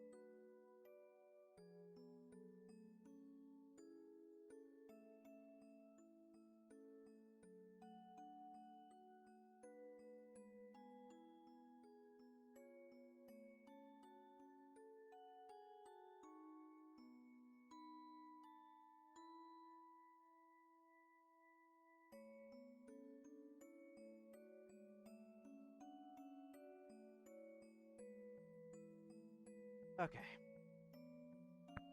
Let's just get through this.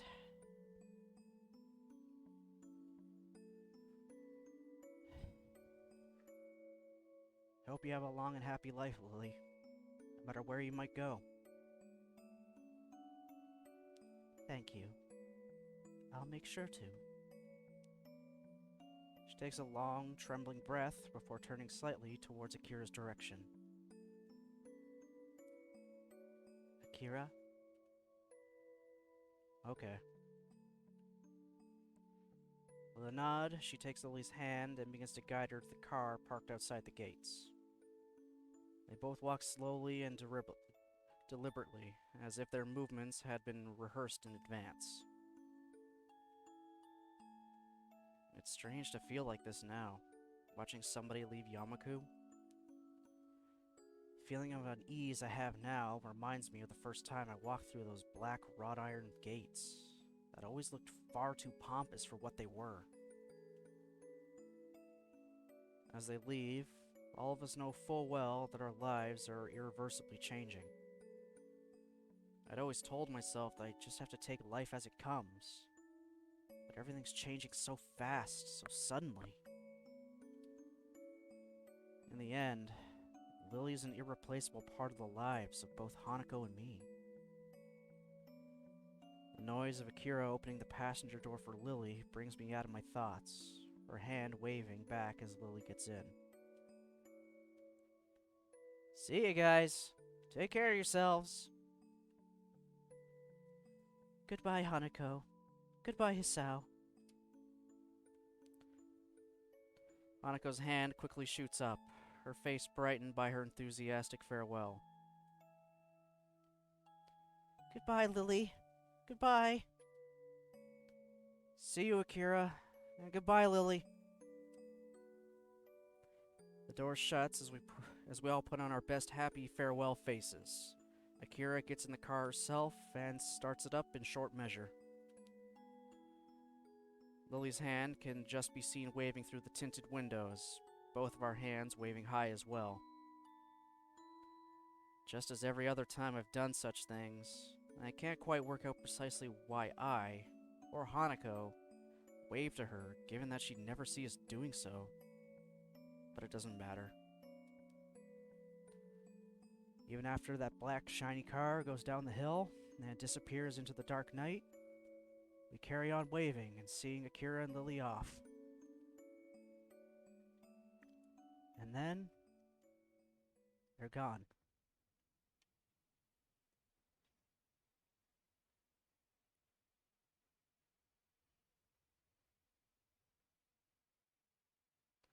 Strange stillness takes over as our hands return to our sides.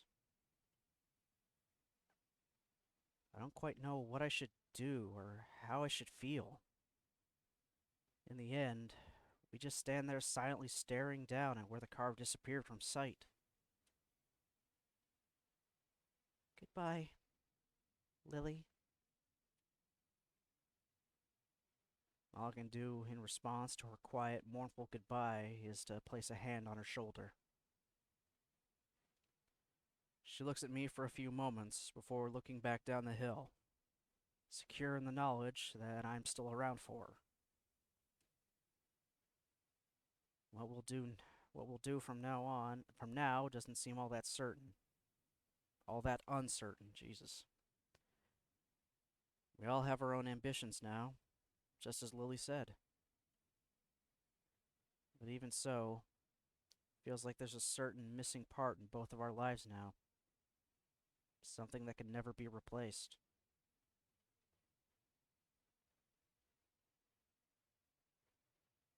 Oh, my God.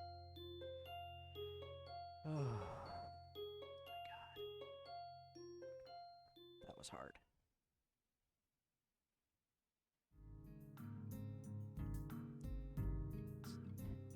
Snap of my mobile phone closing contrasts with the ambient clatter and noise audible even in the hallway outside the library. It's the first day of summer holidays, a time that had perpetually seemed so far away, and yet it's now not only here, but also made painfully obvious by the students, or lack thereof, left in the school. Most students have returned home to spend holidays with relatives by now. The few that are left are mostly chatting between themselves, usually about what they intend to do in the coming weeks. Makes me feel like the odd one out, for taking advantage of the school library being open for the first several days of the holidays.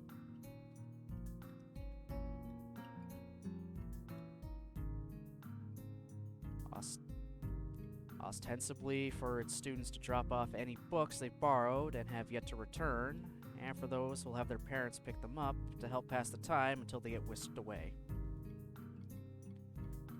Thanks to the recent lengthy phone call from my parents, which had so rudely woken me from my sleeping on a beanbag at the back of the library, I'm now in the latter category. Sliding my phone back into my pocket, this time remembering to set it to silent, I go back to the quiet and wholly placid room. It's a nostalgic sight. Just as when Lilly first led me to the library, the orange tint of sunset bathes the room in its light, while Hanako sits on a beanbag, silently reading, and Yuko fusses, just barely visible behind the counter. Hanako especially has been noticeably more quiet than usual since yesterday's happenings, but I can't really blame her. It wasn't just me that depended on that person after all. I quietly walk back to the beanbag near her where I sat before, being doubly careful not to make any unnecessary noise. The soft puff it gives as the bag takes my weight makes Hanako's eyes flick toward me, but only for a second. I get the feeling that Hanako's been quiet only partly out of sadness following Lily's departure. Rather, she seems more thoughtful and measured than I'd expected. Perhaps due to her desire of working out how to deal with Lily's leaving, rather than just being depressed over it. It makes me a little proud of her. Hey, Hanako? Yeah?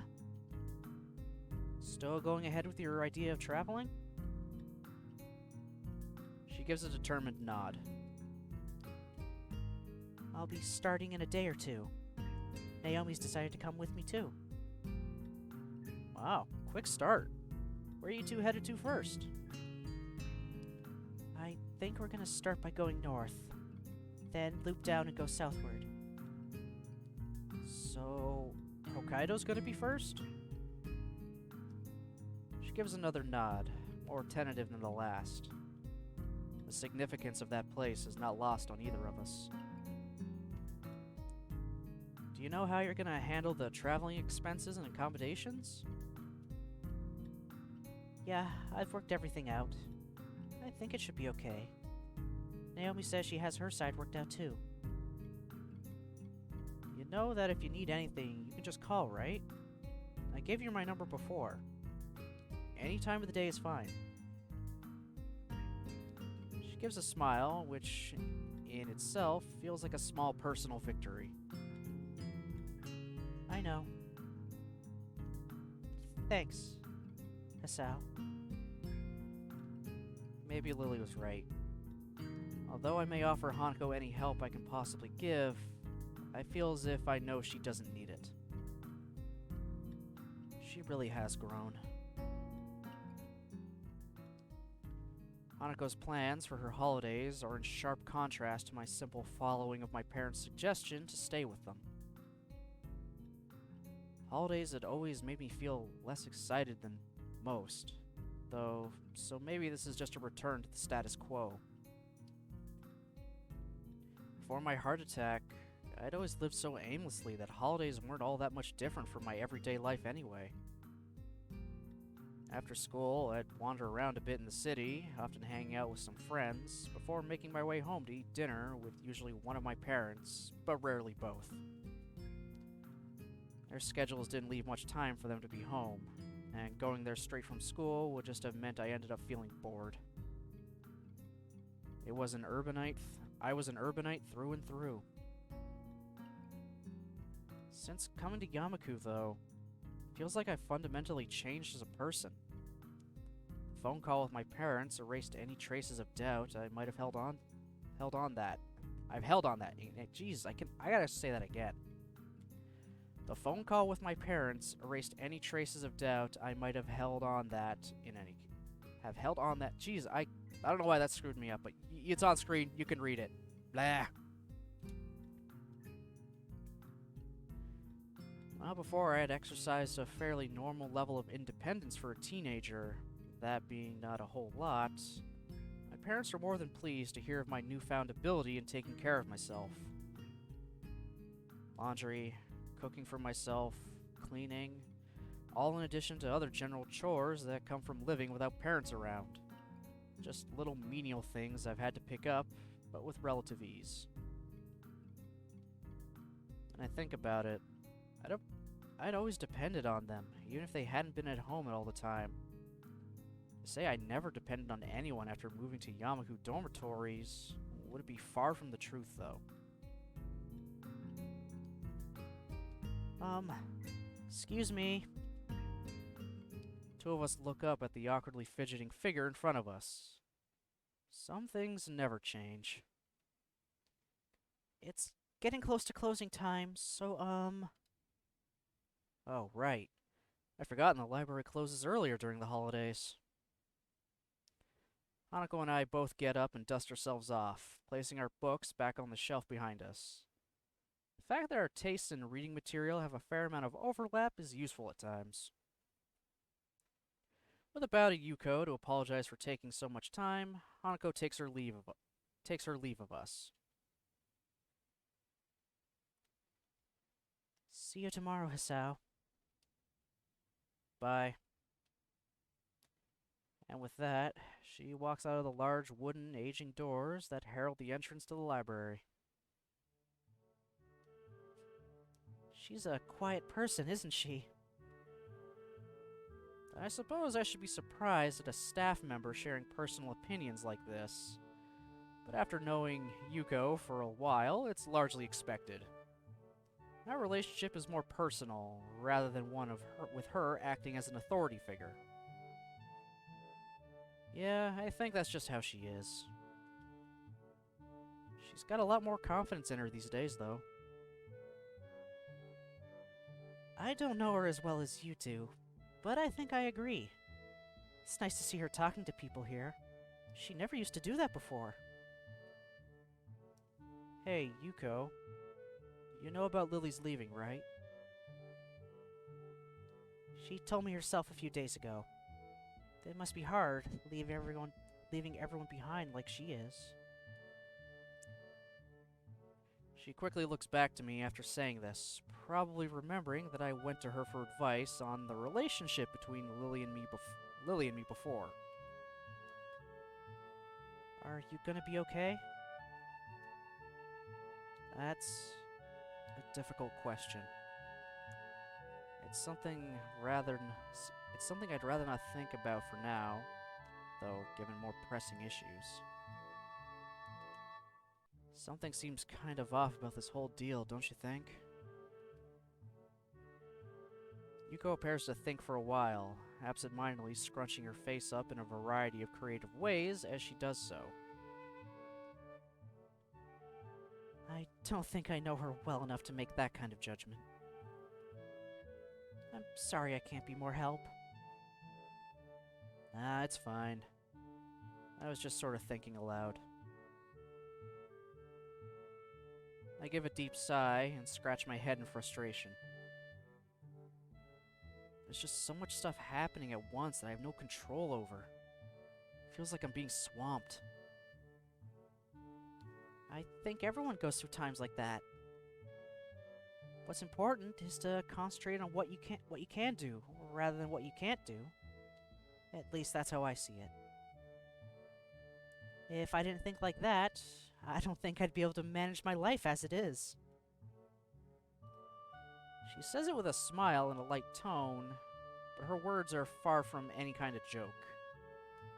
Being pulled between two jobs as she is, just to hopefully make enough money not only to live, but also for university, must be exhausting. Perhaps that's why, coming from her, this feels like it has more meaning than if it had come from most others. I guess you got a point there. Thank you for your advice once again, Yuko. She bows deeply and smiles again before making her way back to the counter where she spends most of her time. Or so much of her time, whatever. The tiny wings of the cardboard crane in my fingers are only just visible in the dim light of my room, just a little of the moonlight being able to peek through the curtains and around their edges.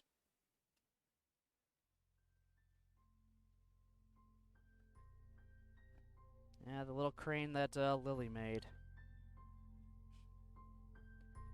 I lie still on my dark bed for a long time, idly looking up at the little origami bird.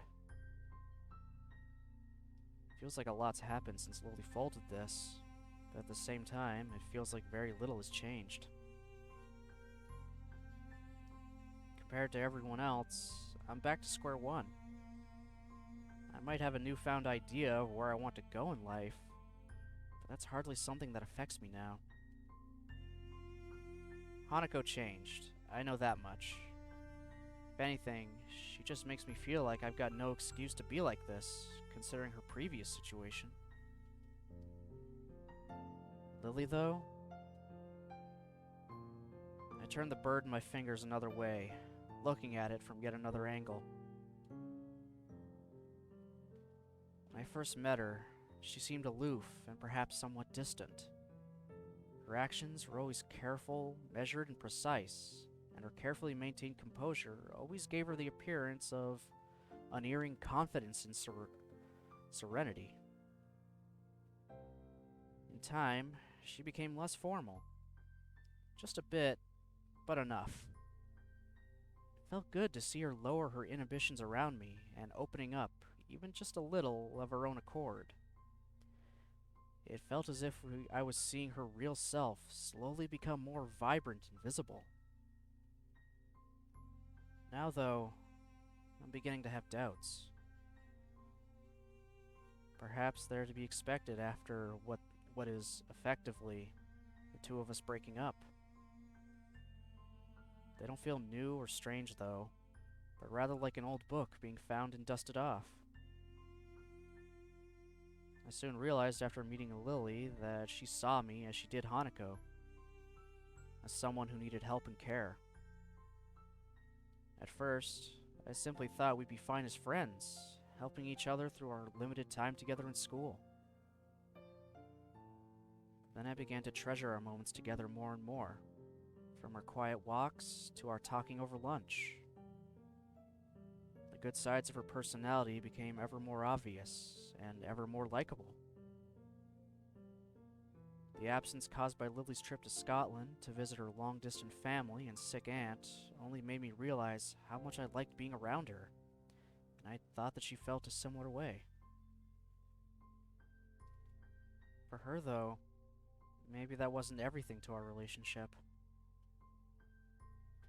Even after she returned to Japan, that just meant she lost her family once again after meeting them for such a brief time. She lived so much of her life without her family around, not to mention with Akira working long hours, and she had little choice but to be like that. I thought her sense of independence to be a good and admirable trait. It was in stark difference to my reliance on my parents before my heart attack, as reluctant as I may have been to admit it. However, it also meant she never let people get too close to her. She lost her family, likely due to her blindness, went to a different school from anyone she knew because of it, and worked all the harder to make sure she didn't end up a burden on her sister and those around her. And now, Akira is going to Inverness, just like the family she thought she'd lost. She never told me of her plans, as conflicted as she was about them. Lilly didn't want to be a burden on anyone, including me. I'm an idiot. I never questioned it. I never tried to be there or asked when she needed me to. I just set my life up and expected it to stay that way forever. The two of us having a nice long relationship where we pushed forwards toward our future together. A small pit of frustration and anger at myself wells up in my chest. I just let everything happen, never even trying to help Lilly. Just her being there was enough. I thought I could keep going on if that were true. But that could never have been enough. It was a childlike dependence on somebody, without any attempt to understand or help their situation. Thanks to that, I lost Lilly. I lost the one person I loved most because I wasn't there for her when she needed me. With an increasingly angry feeling washing over me, I turn over and set the crane back on the desk next to my clock, the place where it has lived since the day she folded it for me. Since that day when she herself said that my burdens needn't be my own. The obnoxious bright red numerals of my alarm clock shine through the darkness of the room onto my tired eyes. 10 o'clock. Evening. Curfew will be soon. I wonder. Kira mentioned they'd be leaving this evening. I have no idea exactly when their flight is, but that means there's a chance, however small, they might not have already left.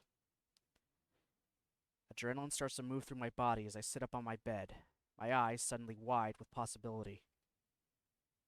There's no guarantee they haven't left. Indeed, it's likely they already have. There's also a chance they haven't, however small it may be. Just this once. Just as I should have before. I stand up and rush over to my cabinet, throwing out some clothes as fast as I can and sliding them on in quick succession. Each second that goes by is a second that I can't regain. A second that may mean the difference between catching them and losing them forever. Even if I fail, I have to try. I can't let her leave everything behind without even trying to stop her. Without, just this once, being there for her. With the last of my clothes slipped on, I hastily grabbed my phone off the desk. Luckily, the number for a local taxi company is still in my call history. A gruff, unenthusiastic voice announces the name of the company while I pace around the room. It takes some effort to slow down my voice and keep it clear over the phone. The chilly night air sweeps against me as I open the dormitory door, but nevertheless, I keep up my brisk speed as I half jog, half run out the school gates. May not be curfew just yet, but it's precariously close.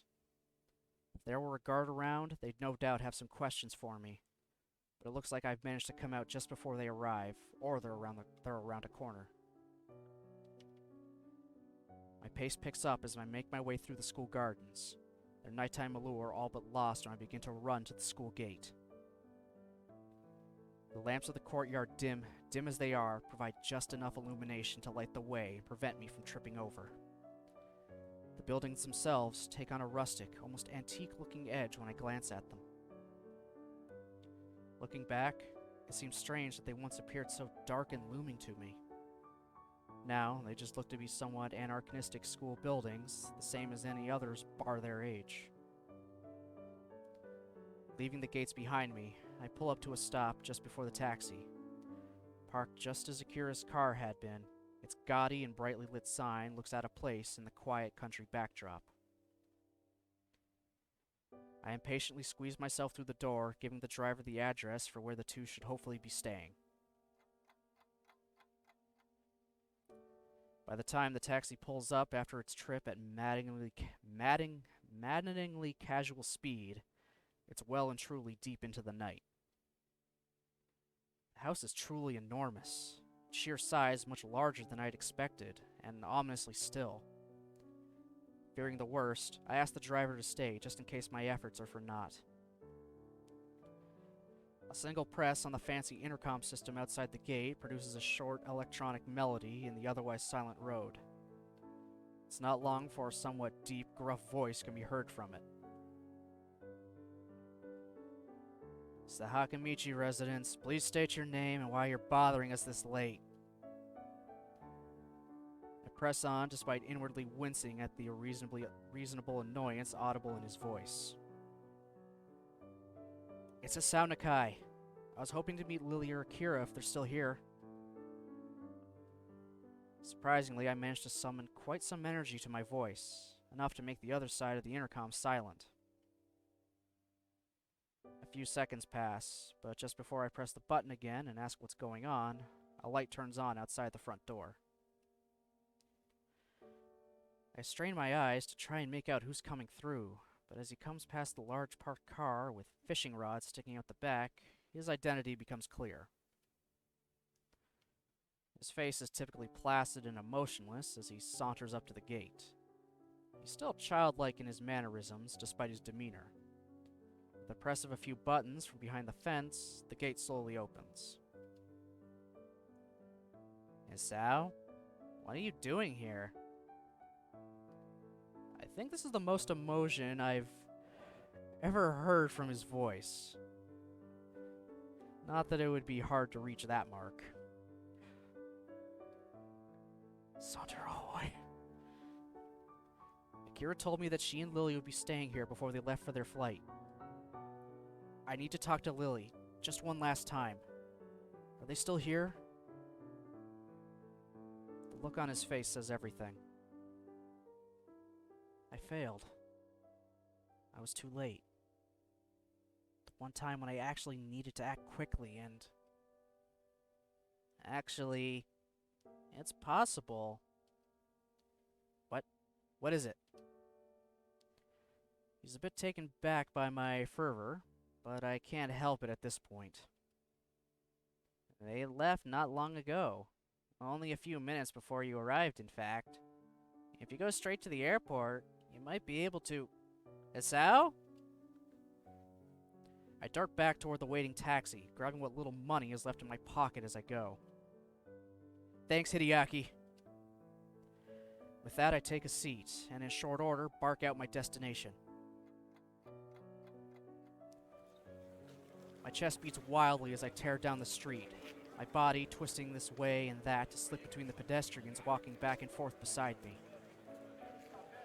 With the roads solidly blocked by taxis and other cars, dropping off passengers and picking up others in the time they have to wait, we end up having to stop almost a block away. That's in the past now. What matters is reaching Lilly. One foot hits the ground, the other quickly following without the slightest thought, as if my legs have taken on a life of their own, and all my mind can do is concentrate on the view ahead of me. Just one glimpse of that long hair of hers. That long, yellow hair that was the same color as the wheat that stretched out as far as the eye could see. In the end, I depended on Lilly, just like Hanako did. Even after we started going out, it still doesn't feel like she really ever let herself depend on me. Except for one moment. That one moment where we held each other tightly on that bright yellow field. At that time, she must have feared losing me just as she did everyone else.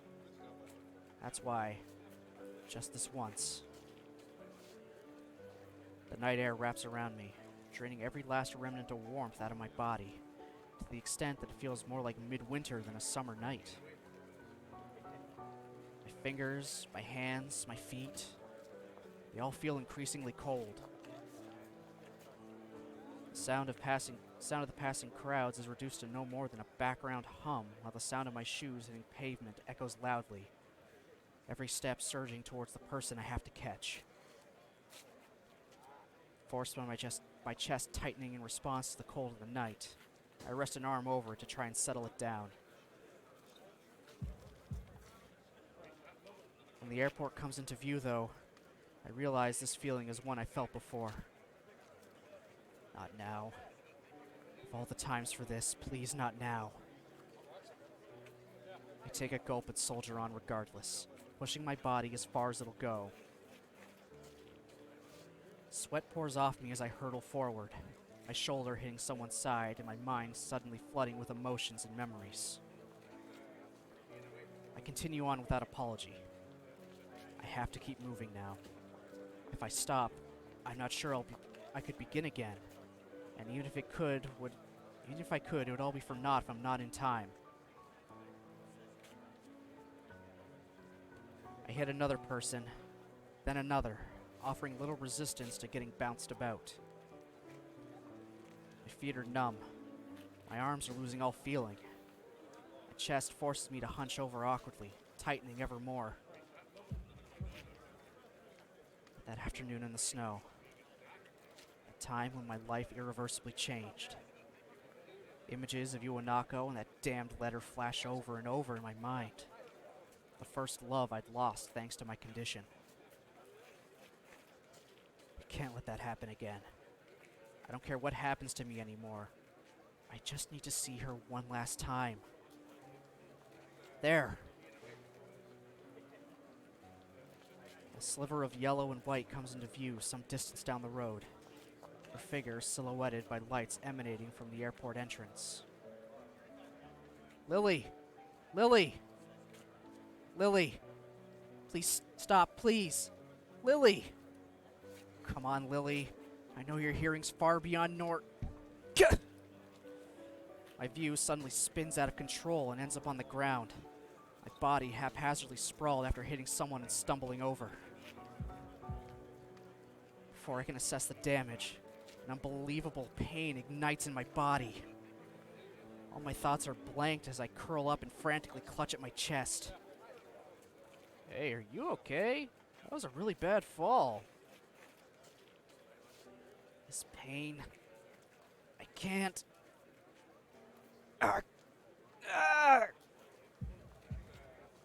Any sharp knock could do me in. Any overexertion. I thought I'd overcome my limits this once. Something's wrong with him. What's the matter? The voices of those gathering around me are gradually replaced by a loud ringing in my ears. By now, I'm unable to move my head. My eyes turn upwards to see the mute moving of their lips.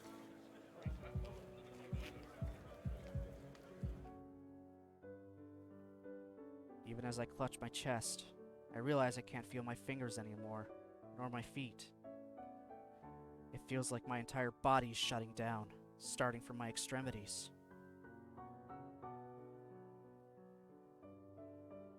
With one last effort, I turn my head down the road toward the airport entrance that's casting its light over me. Lilly is there, behind the crowd. Her head is tilted, but only just slightly. I can feel my vision dimming as I try to yell out, but nothing emerges from my mouth despite my best efforts. Slowly but surely, my vision begins to black out the scene before me.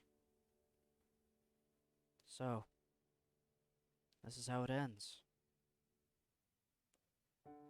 I failed. It was so close, so very close. At the very last moment, my condition seized my chance at a new life and dragged me back.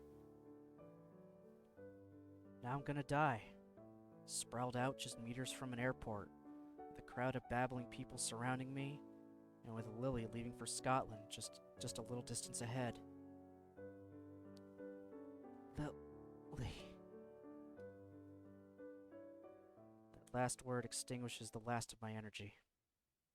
The world falls into a deep, inescapable blackness as every muscle in my body shuts down.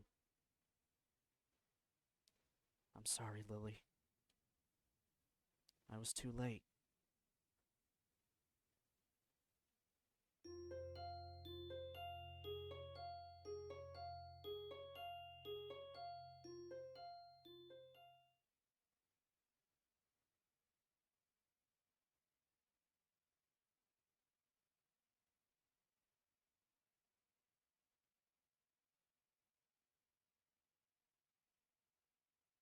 What's going on? I slowly open my eyes. A bright white light assaults my retinas. For minutes, I just lay where I am, mindlessly staring ahead while my scattered thoughts coalesce in my slowly waking mind. Slowly but surely, the white begins to come into focus as a bare expanse begins to be drawn across my field of vision. It's only when the light fixture comes into view that my mind clicks that this is the ceiling above me.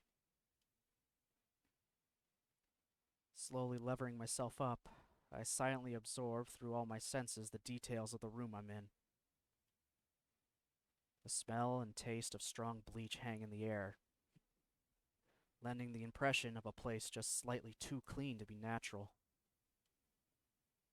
Inoffensive pale peach-colored walls, all perfectly painted without a crack, stain, or imperfection. A single framed painting hangs on the wall, perfectly straightened. Like the walls, it's as boring and inoffensive as can be. My attention's grabbed by the translucent curtain waving across my vision, my eyes following it to the open window it covers. When I move my right arm to try and lift myself up and look through it, I feel the catheter dig in uncomfortably. It's only now, too, that I notice the cannula tubes winding around my cheeks and into my nose. After some fidgeting, I settle for just looking around the corner of the window.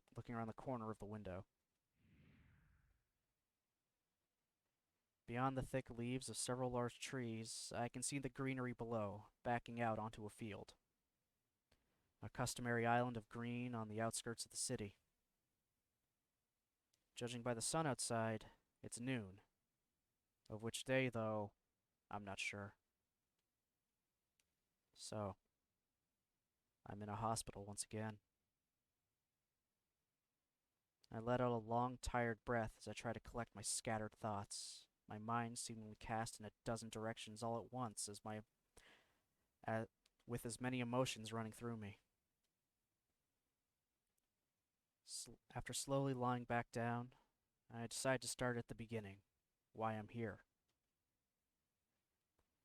I cast my mind back, but I can't work out a smooth recollection of what happened.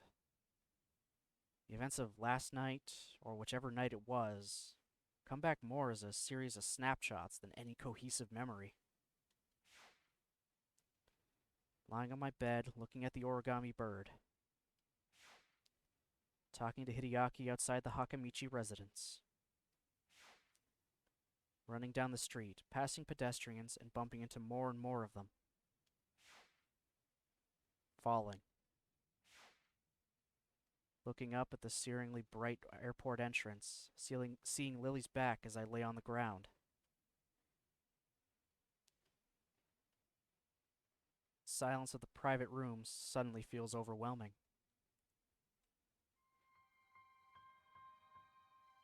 So that's it. I had my chance to correct my mistake, and I blew it. Whether I was at fault for neglecting my medication and disregarding to pace myself, or my body was for giving out so soon, it doesn't matter now. All that matters is that, once again, I'm alone. The pastel blue pillow yields with little resistance as I let myself fall back onto the bed, its starchy case, along with the starchy sheets, providing little comfort. Compared to the darkness of last night's events, the bright light of the room around me is striking. All it does, though, is emphasize how otherworldly places like this are. Arrhythmia. Strange word. Foreign, alien one. One that you don't want to be in the same room with. A rare condition. It causes the heart to act erratically and occasionally beat way too fast. It can be fatal.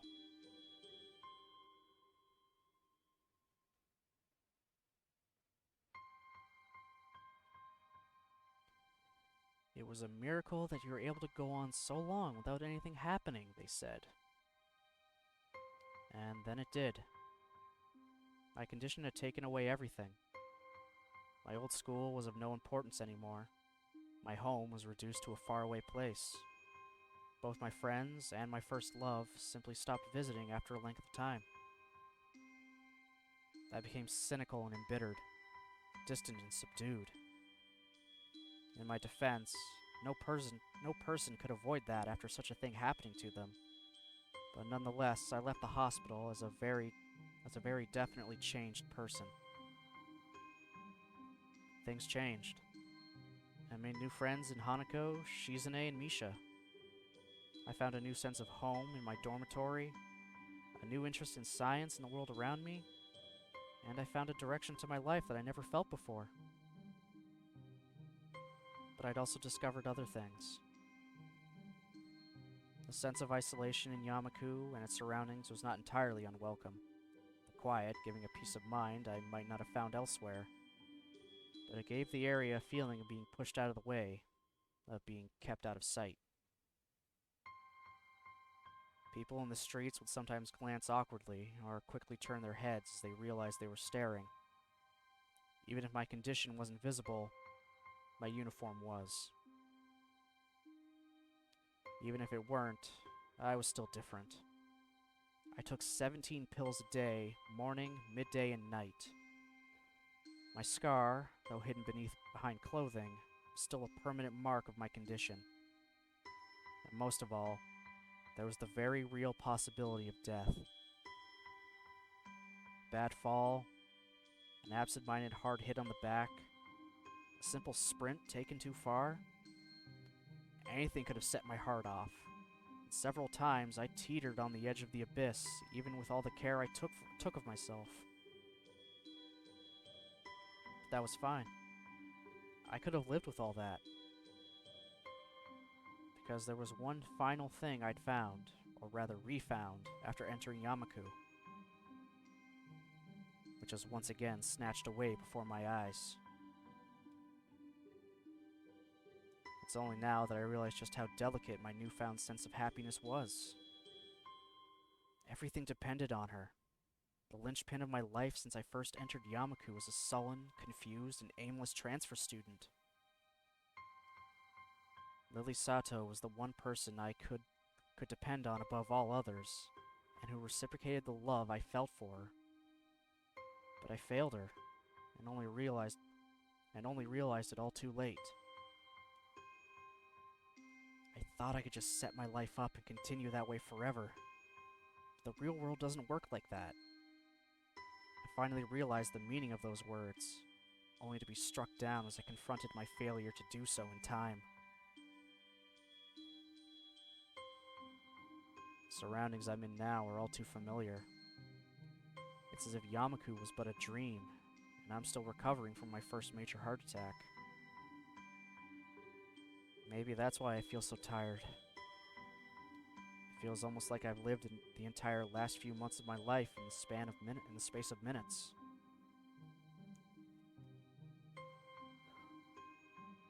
The weight of my eyelids closes my eyes, my physical and mental exhaustion letting me offer no resistance.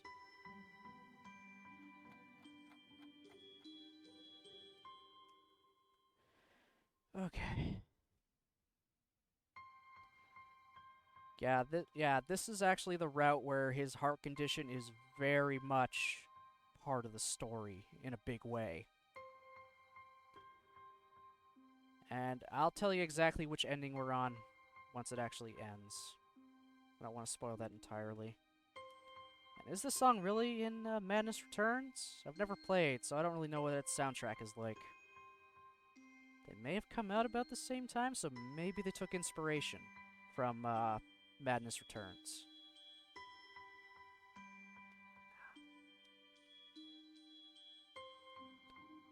Unintelligible mumbling from ahead of the bed stirs me out of my sleep. With my eyes still closed, I can focus and make out someone, presumably a nurse, bidding farewell to a doctor.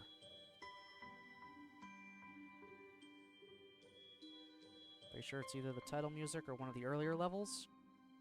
Eh.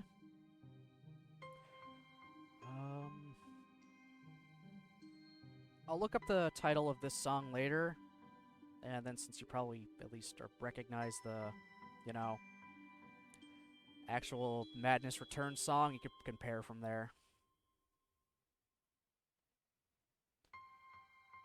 As I open my eyes, I notice the door closing in my peripheral vision. The doctor stands reading some notes off a clipboard held in his hand, carefully looking over the pages. After consulting his obviously very important documents, he looks up and notices my gaze.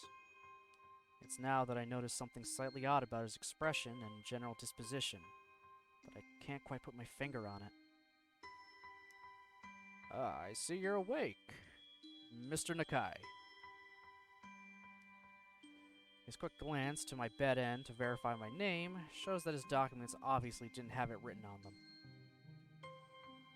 I must admit this is a bit unfortunate. Your parents visited just earlier while you were asleep. I could notify them you're awake now if you'd like. Thanks. That'd be good. I give a somewhat dazed reply, most likely the one he'd expect, before really thinking about what I'm saying. Not a problem. If you have any questions you'd like to ask, I'll be happy to answer them. That is, unless you prefer to rest. The anesthetic's still going to be affecting you a bit, I'm afraid. The anesthetic. Of course. That'd be why I felt so strange the first time I woke up. I slowly shake my head, not wanting to dislodge any pipes or cause myself any more discomfort than necessary. The doctor politely puts down his clipboard in response. I guess my main question is, what exactly happened? To put it simply, you've unfortunately had another heart attack. While not as severe as your first, you were very lucky it occurred so close to a hospital. After being stabilized, you were taken to the operating room. What followed was keyhole surgery in order to insert a temporary pacemaker. All in all, the incident happened 2 days ago, the emergency treatment being carried out very soon afterward. Since then, we've kept you under close observation while you were asleep. Will I be alright? Are there any lasting problems? Compared to the procedure carried out on your first heart attack, this was relatively minor. While you will have to undergo surgery once more in a few days' time to remove the pacemaker, assuming there are no complications, there should be no lasting implications. He continues talking, the subject shifting to a repetition of facts about arrhythmia and my medications that I already know for the most part. I start to nod and feign interest while my mind drifts.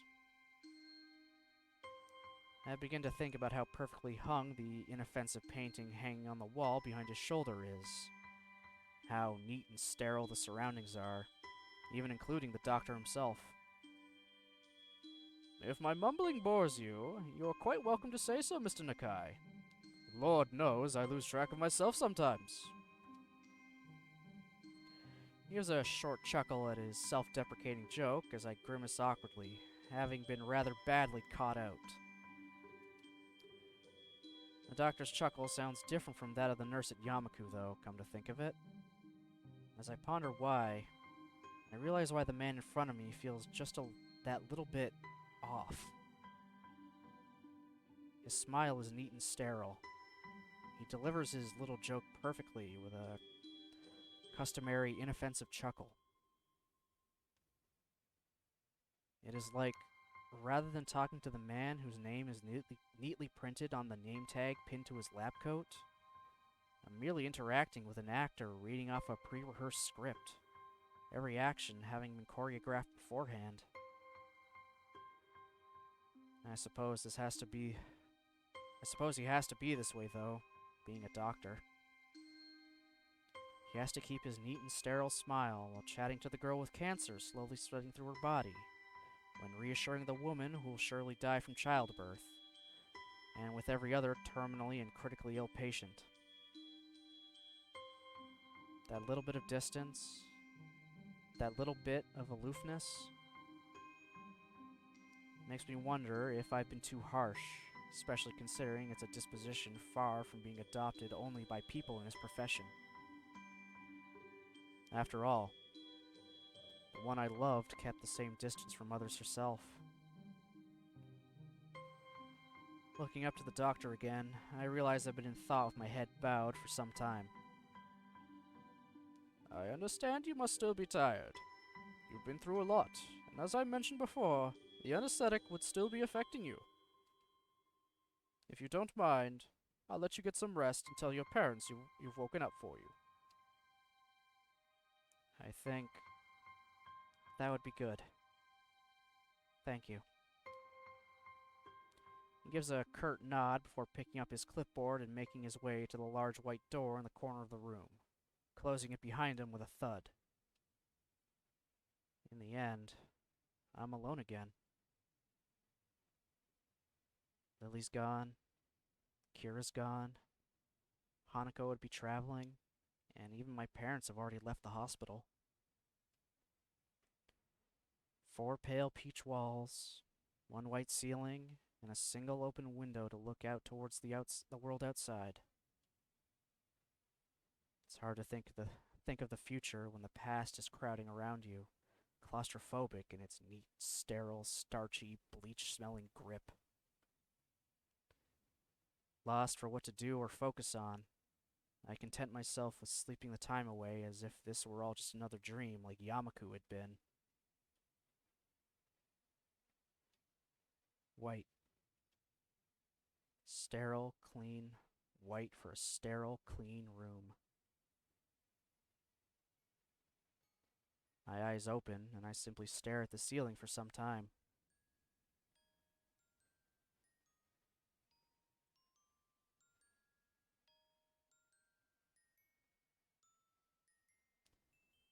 It's about as interesting as the television would be, mounted in its metal rack hanging off the ceiling ahead of the bed.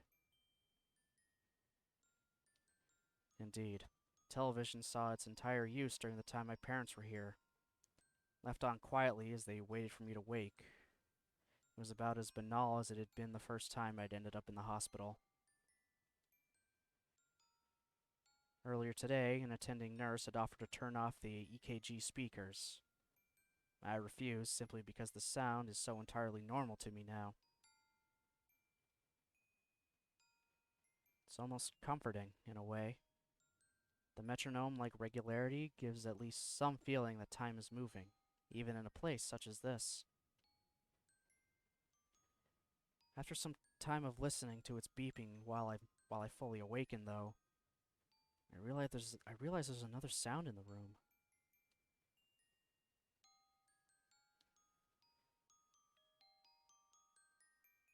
Concentrating all my efforts on listening, a task made rather easy by the lack of distractions. A tiny, tinny melody can be heard. Light and quiet, the music sounds almost fragile as it's dwarfed by the EKG's pulses. You guys hear anything?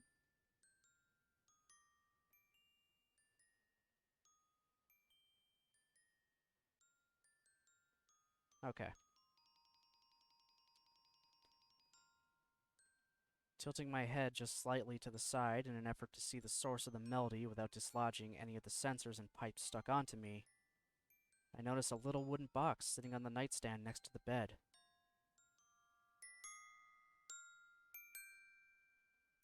My mouth opens just slightly while I silently watch the tiny yellow metal drum slowly rotate inside, the little bumps on its surface gradually moving in and out of sight. This music box. It's the one I gave.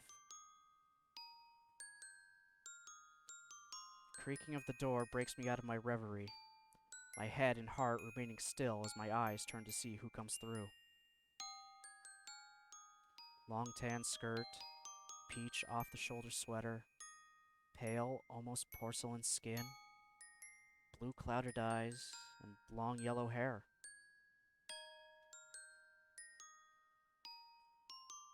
All I can do is stare as Lilly slowly walks into the room. Her fingers lightly running over the wall for orientation, and my mind suddenly comes to a stuttering halt. Lilly? She stops mid-stride, her entire body tensing.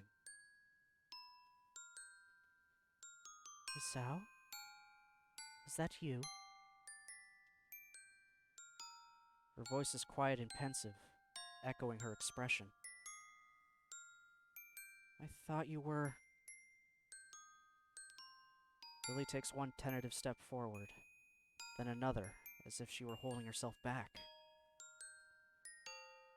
Her control over her composure is for naught, though. She finally rushes over to where I lay as the last of her resistance falls.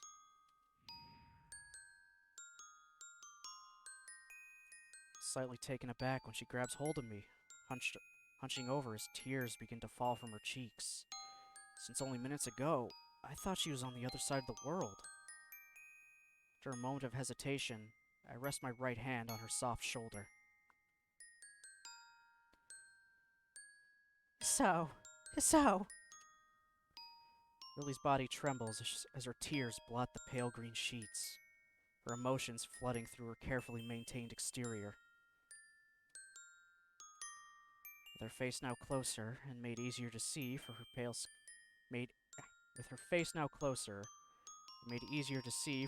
skin being lit by the sunlight from the window, I notice her cheeks being redder than they should be.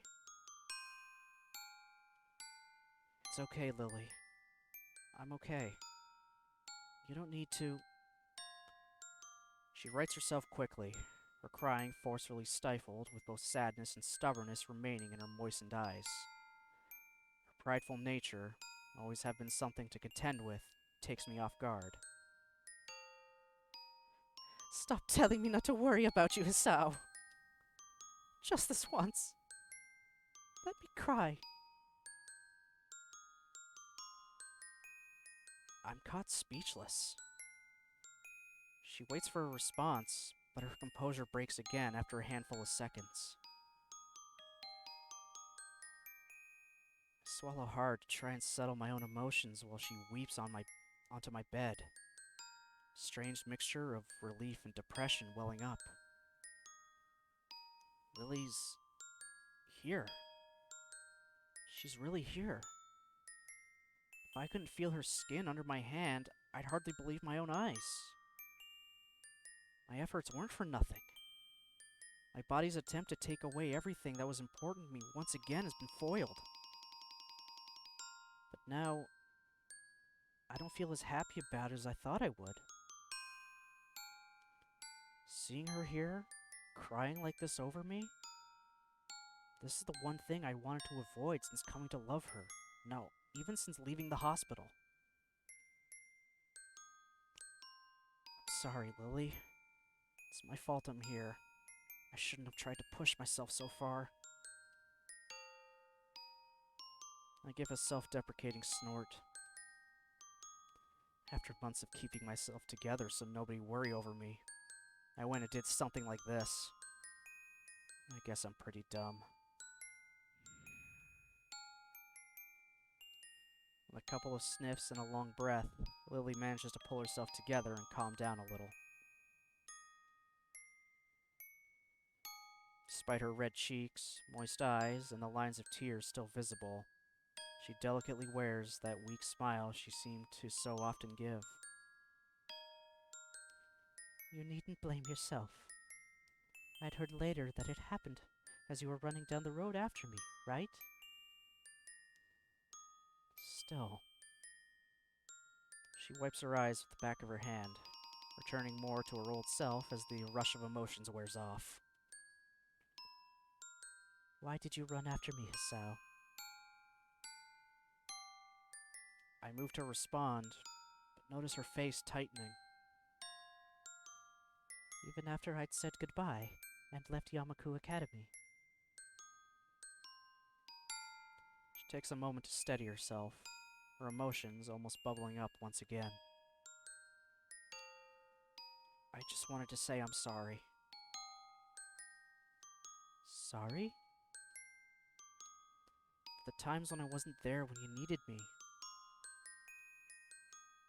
Until now, I thought you just being there would be enough.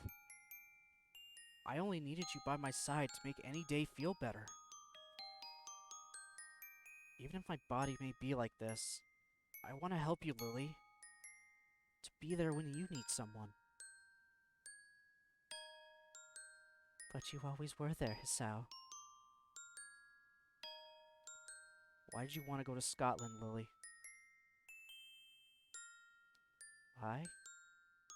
I told you before. Because Akira was going. And because of my family's summons to their home.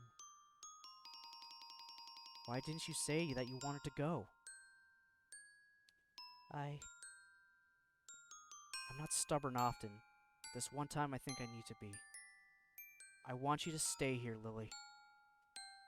I want you to stay where everyone you know lives, where all your dreams and ambitions were made. If you choose to stay, I'll never leave your side.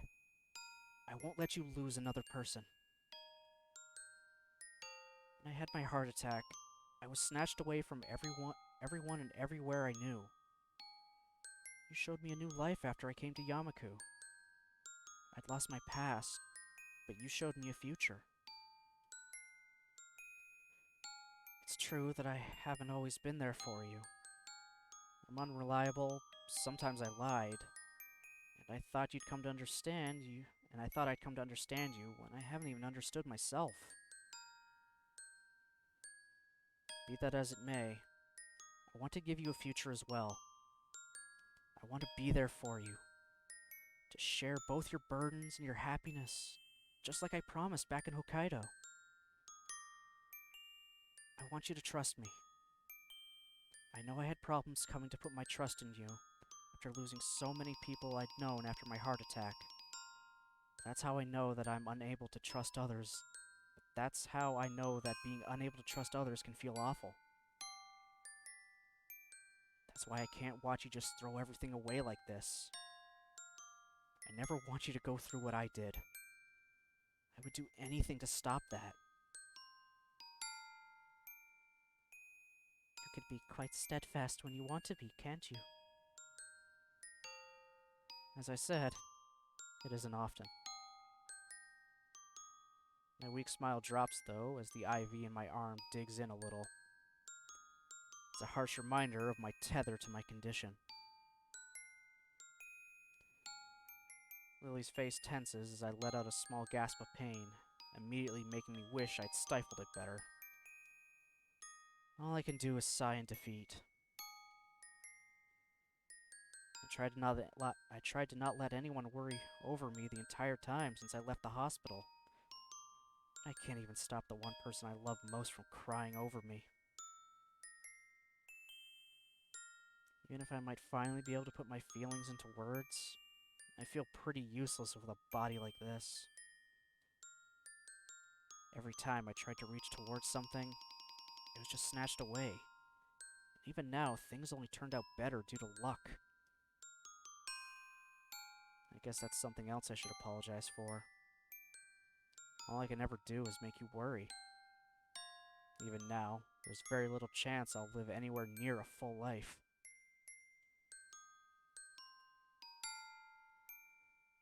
The feeling of Lily's warm, soft hand moving over my left cheek makes me lift my head up. Her smile gentle and warm as she touches me. I think that's something very natural for you to say. You were always so sincere and self-conscious.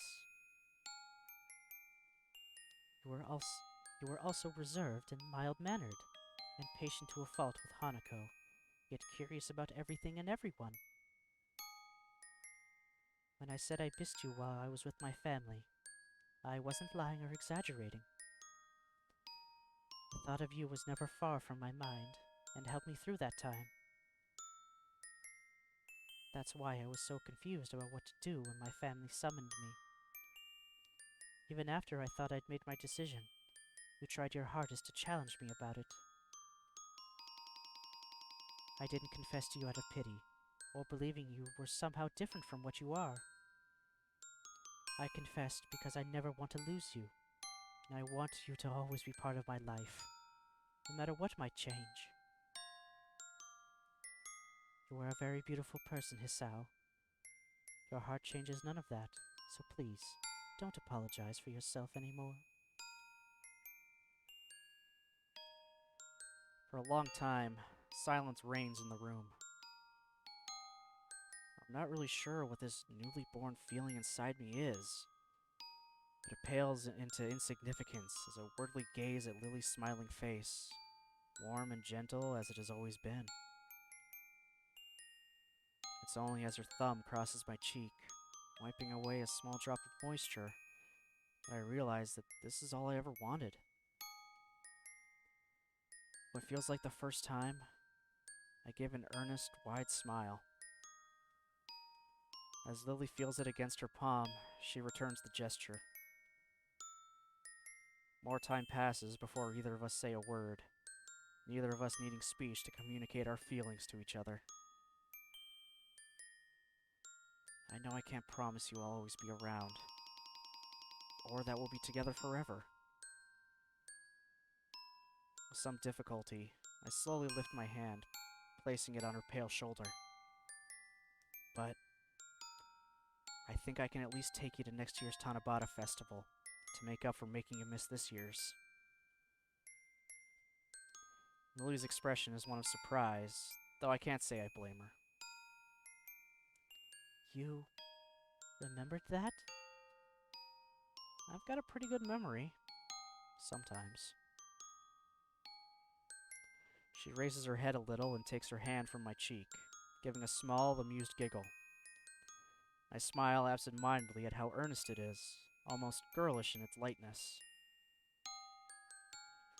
Still smiling warmly, she collects herself and stands upright with a hand resting on my chest. It feels like I'm seeing her for the first time. The sun from the window glowing behind her just as it did when I first walked into that room where she was drinking tea. Very well then. Shall we make it a promise between the both of us to go to next year's Tanabata together? Even if she can't see me doing so, I nod approvingly. I promise. I promise.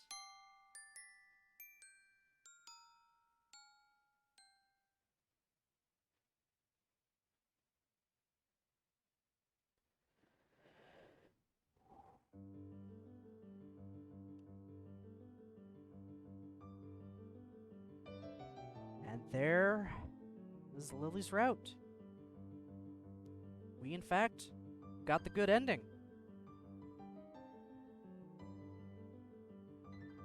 Now we see all the concept art from when they were designing her.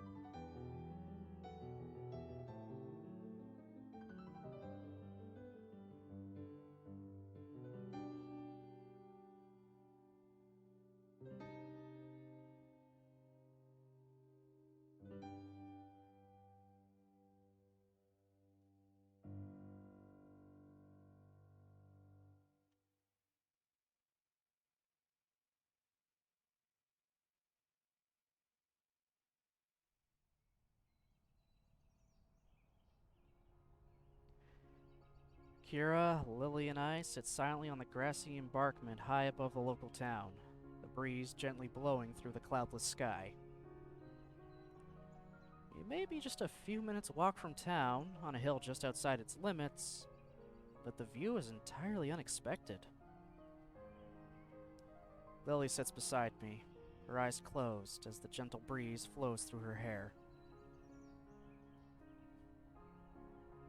This is a nice area. Yeah, I never knew a place like this was anywhere near Yamaku. And I had to be the one to find it, of course.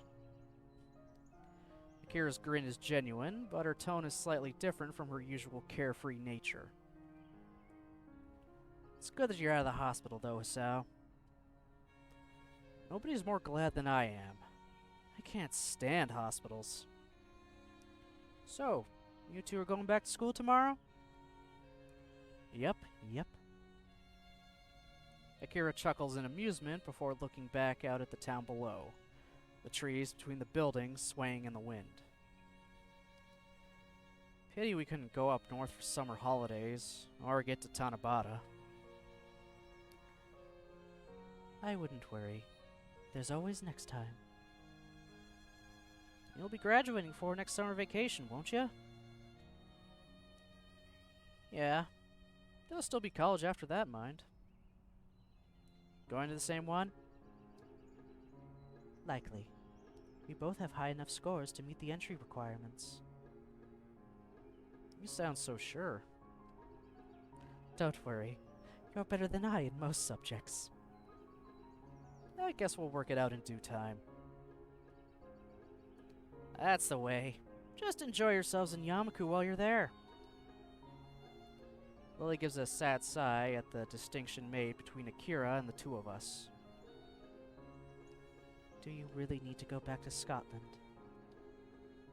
Yeah. The folks are already out for my blood as it is.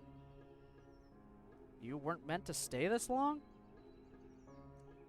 She gives her a trademark wide grin. Setting my boyfriend up with a passport took some time. You're taking him with you? Just for a while at first. He's a surprisingly worldly guy, so I think he'll do just fine. Akira gives an amused snort. If our father had his way, I'd be gone a long while ago.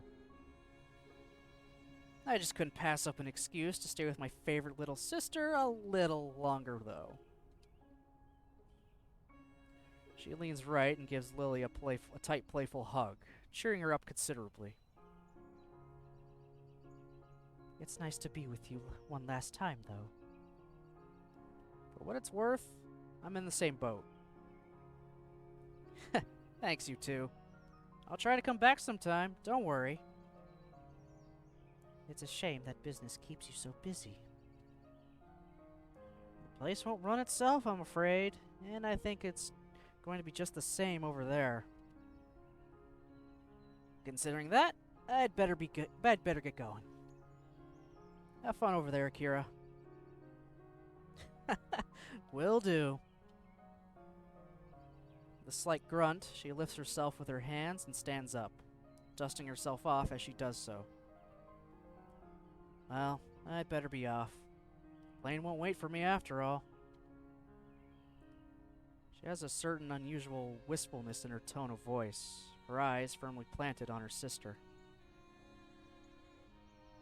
I'll be okay, Akira. Yeah, I know. Come now, it isn't that bad. You'll be able to see us again soon. It is strange to have Lilly reassuring a doubting Akira for once. She really has changed. Goodbye, Akira. Bye. For a second, the dark-clad figure looks down at both of us, smiling widely. Perhaps more widely than I've ever seen her do before. She lets out a long, slightly wavering breath to steady herself before leaving, but eventually slips her hand in her pocket and turns on her heel. And with that, she walks away, one hand held in the air as she goes. See you later, you two. A jazz tune with no beat, melody, or direction to the very end. After a few moments of sitting silently, Lilly and I pick ourselves up and dust ourselves off. Turning towards her with a broad smile, I hold out my hand. Shall we be off then? She takes my hand in hers, with a gentle nod and a smile as beautiful and warm as ever. Indeed we shall, Hisao. As we set off toward the school, that wonderful smile engraves itself onto my memory. That wonderful smile that we both share. Our past may be scattered, and at times overshadowed by sadness, but they're also an irrevocable part of our lives and personalities. Even if I could change a single thing, I wouldn't, because my past is what led me here. That's why, even with all that's happened to us before, and all that may well befall us, together, we'll keep walking forwards. Forwards. Towards the future. Our future.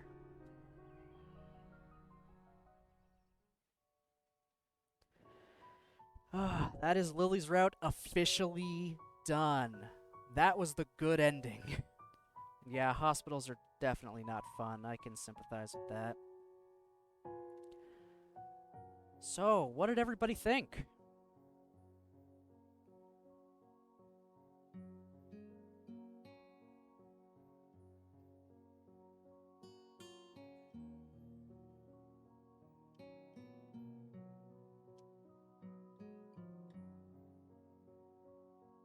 Actually, let's see right here, right now.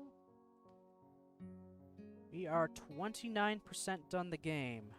After going through the entirety of Lily's route. Still have a good chunk of Act 1 to do, and then the other 4 girls' routes.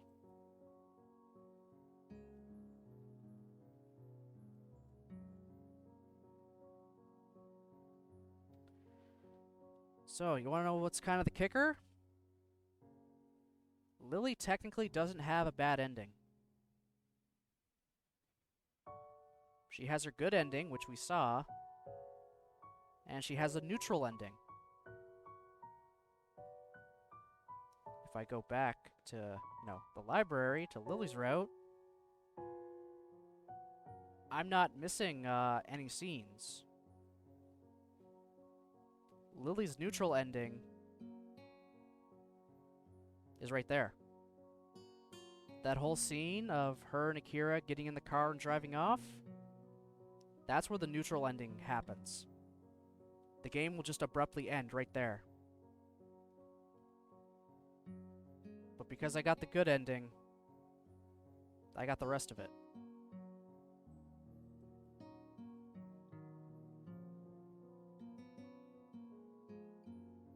Yeah, there is in fact no ending where he just dies at the airport. It's either he sees them drive off, end game, or he goes, has a heart attack, and she stays.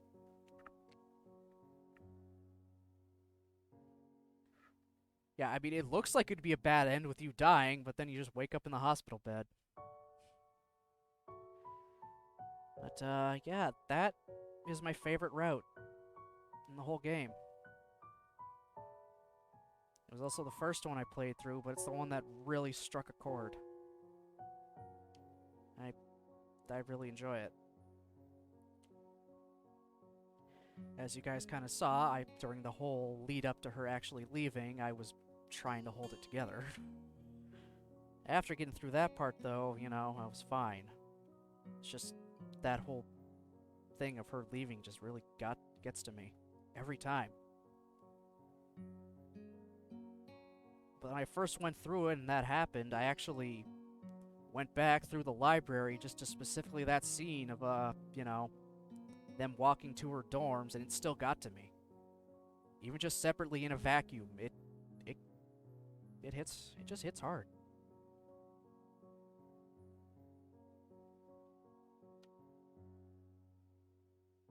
But with Lily's route done,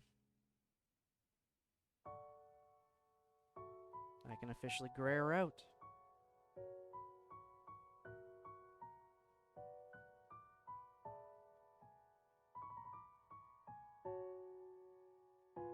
So, who am I gonna work on for my next one? Well,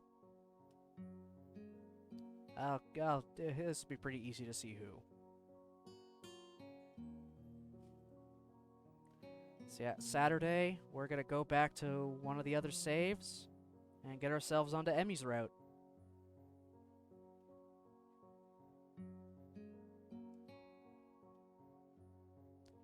One of the other good routes, and in fact, the easiest route to get on. Just because if you make one specific decision, you're pretty much locked into her route.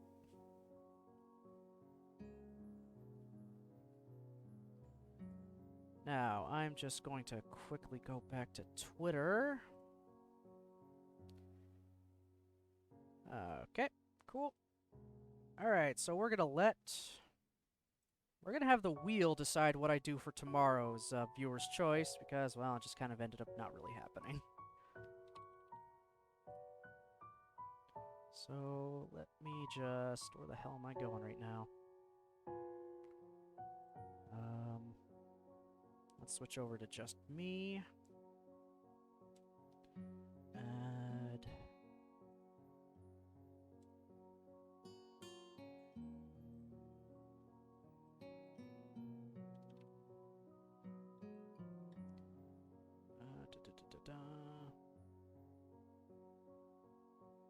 Where the hell do I even find this?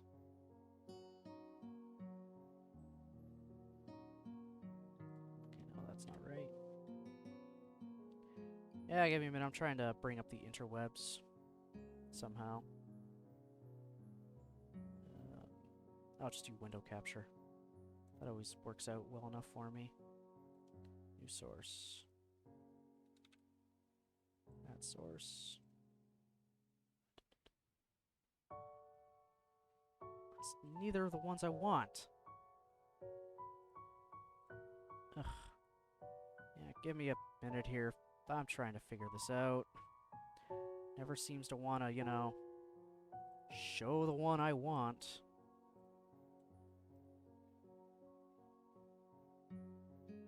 That's music, that's calculator, that's OBS. Ugh. Blah.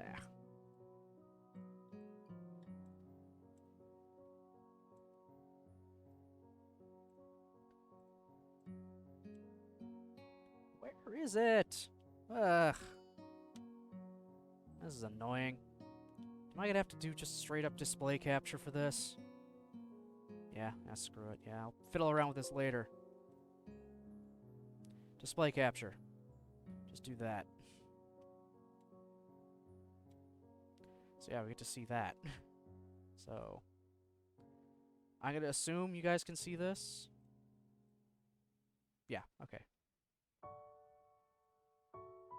Alright, so 7 Days to Die, Public Commando, Monster Hunter World, and because I managed to find the Steam key for it, I'll add a fourth option.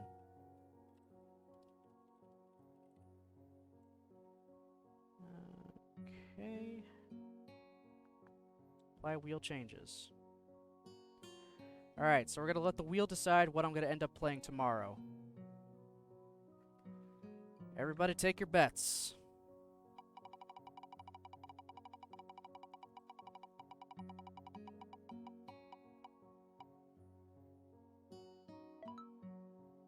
Okay, there you have it. Tomorrow's stream is going to be Monster Hunter World. I'll take it. Close that and get rid of that. Alright, so 12 o'clock tomorrow, I'll boot up Monster Hunter World, and you can see me go through the first bits of it. Because why not? If I feel like it's not going to work out well in some way, I'll switch to another game. What else do I want to do right now? I feel like there was something more I wanted to say.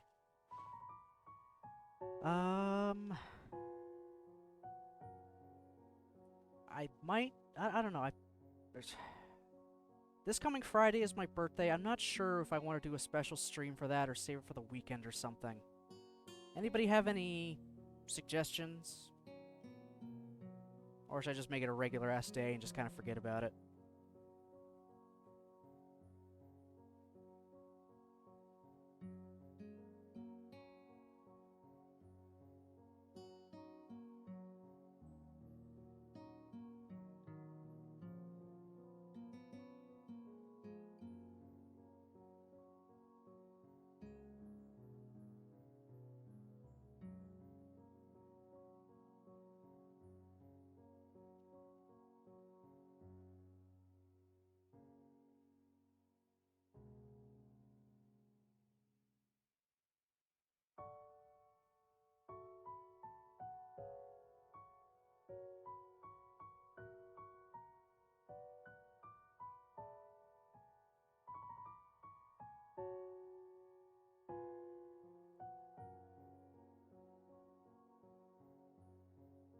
Yeah, I know you work Fridays and should do something fun on the Saturday. Alright, yeah, that'll work. I thought her movie night was Saturday. Isn't it the first Saturday of every month? I mean, it doesn't matter in general.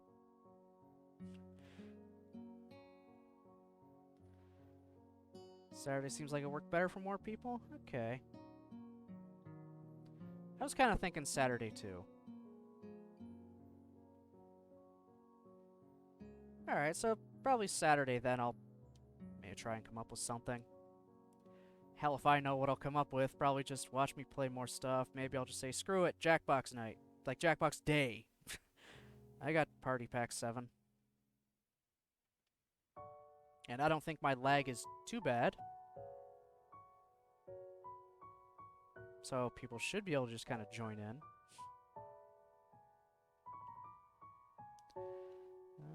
Okay, guys. Considering I haven't heard anything from my work yet, it looks like I'm not back to work, despite us going into red as of tomorrow. But that's okay. So, tomorrow, Monster Hunter World at 12 o'clock. Tuesday, Wednesday, Stardew Valley at 12. Thursday, Friday, Gundam at 12. And then Saturday will be some mysterious birthday stream. So actually, that means Emmy's route will actually be starting next Sunday. That's okay.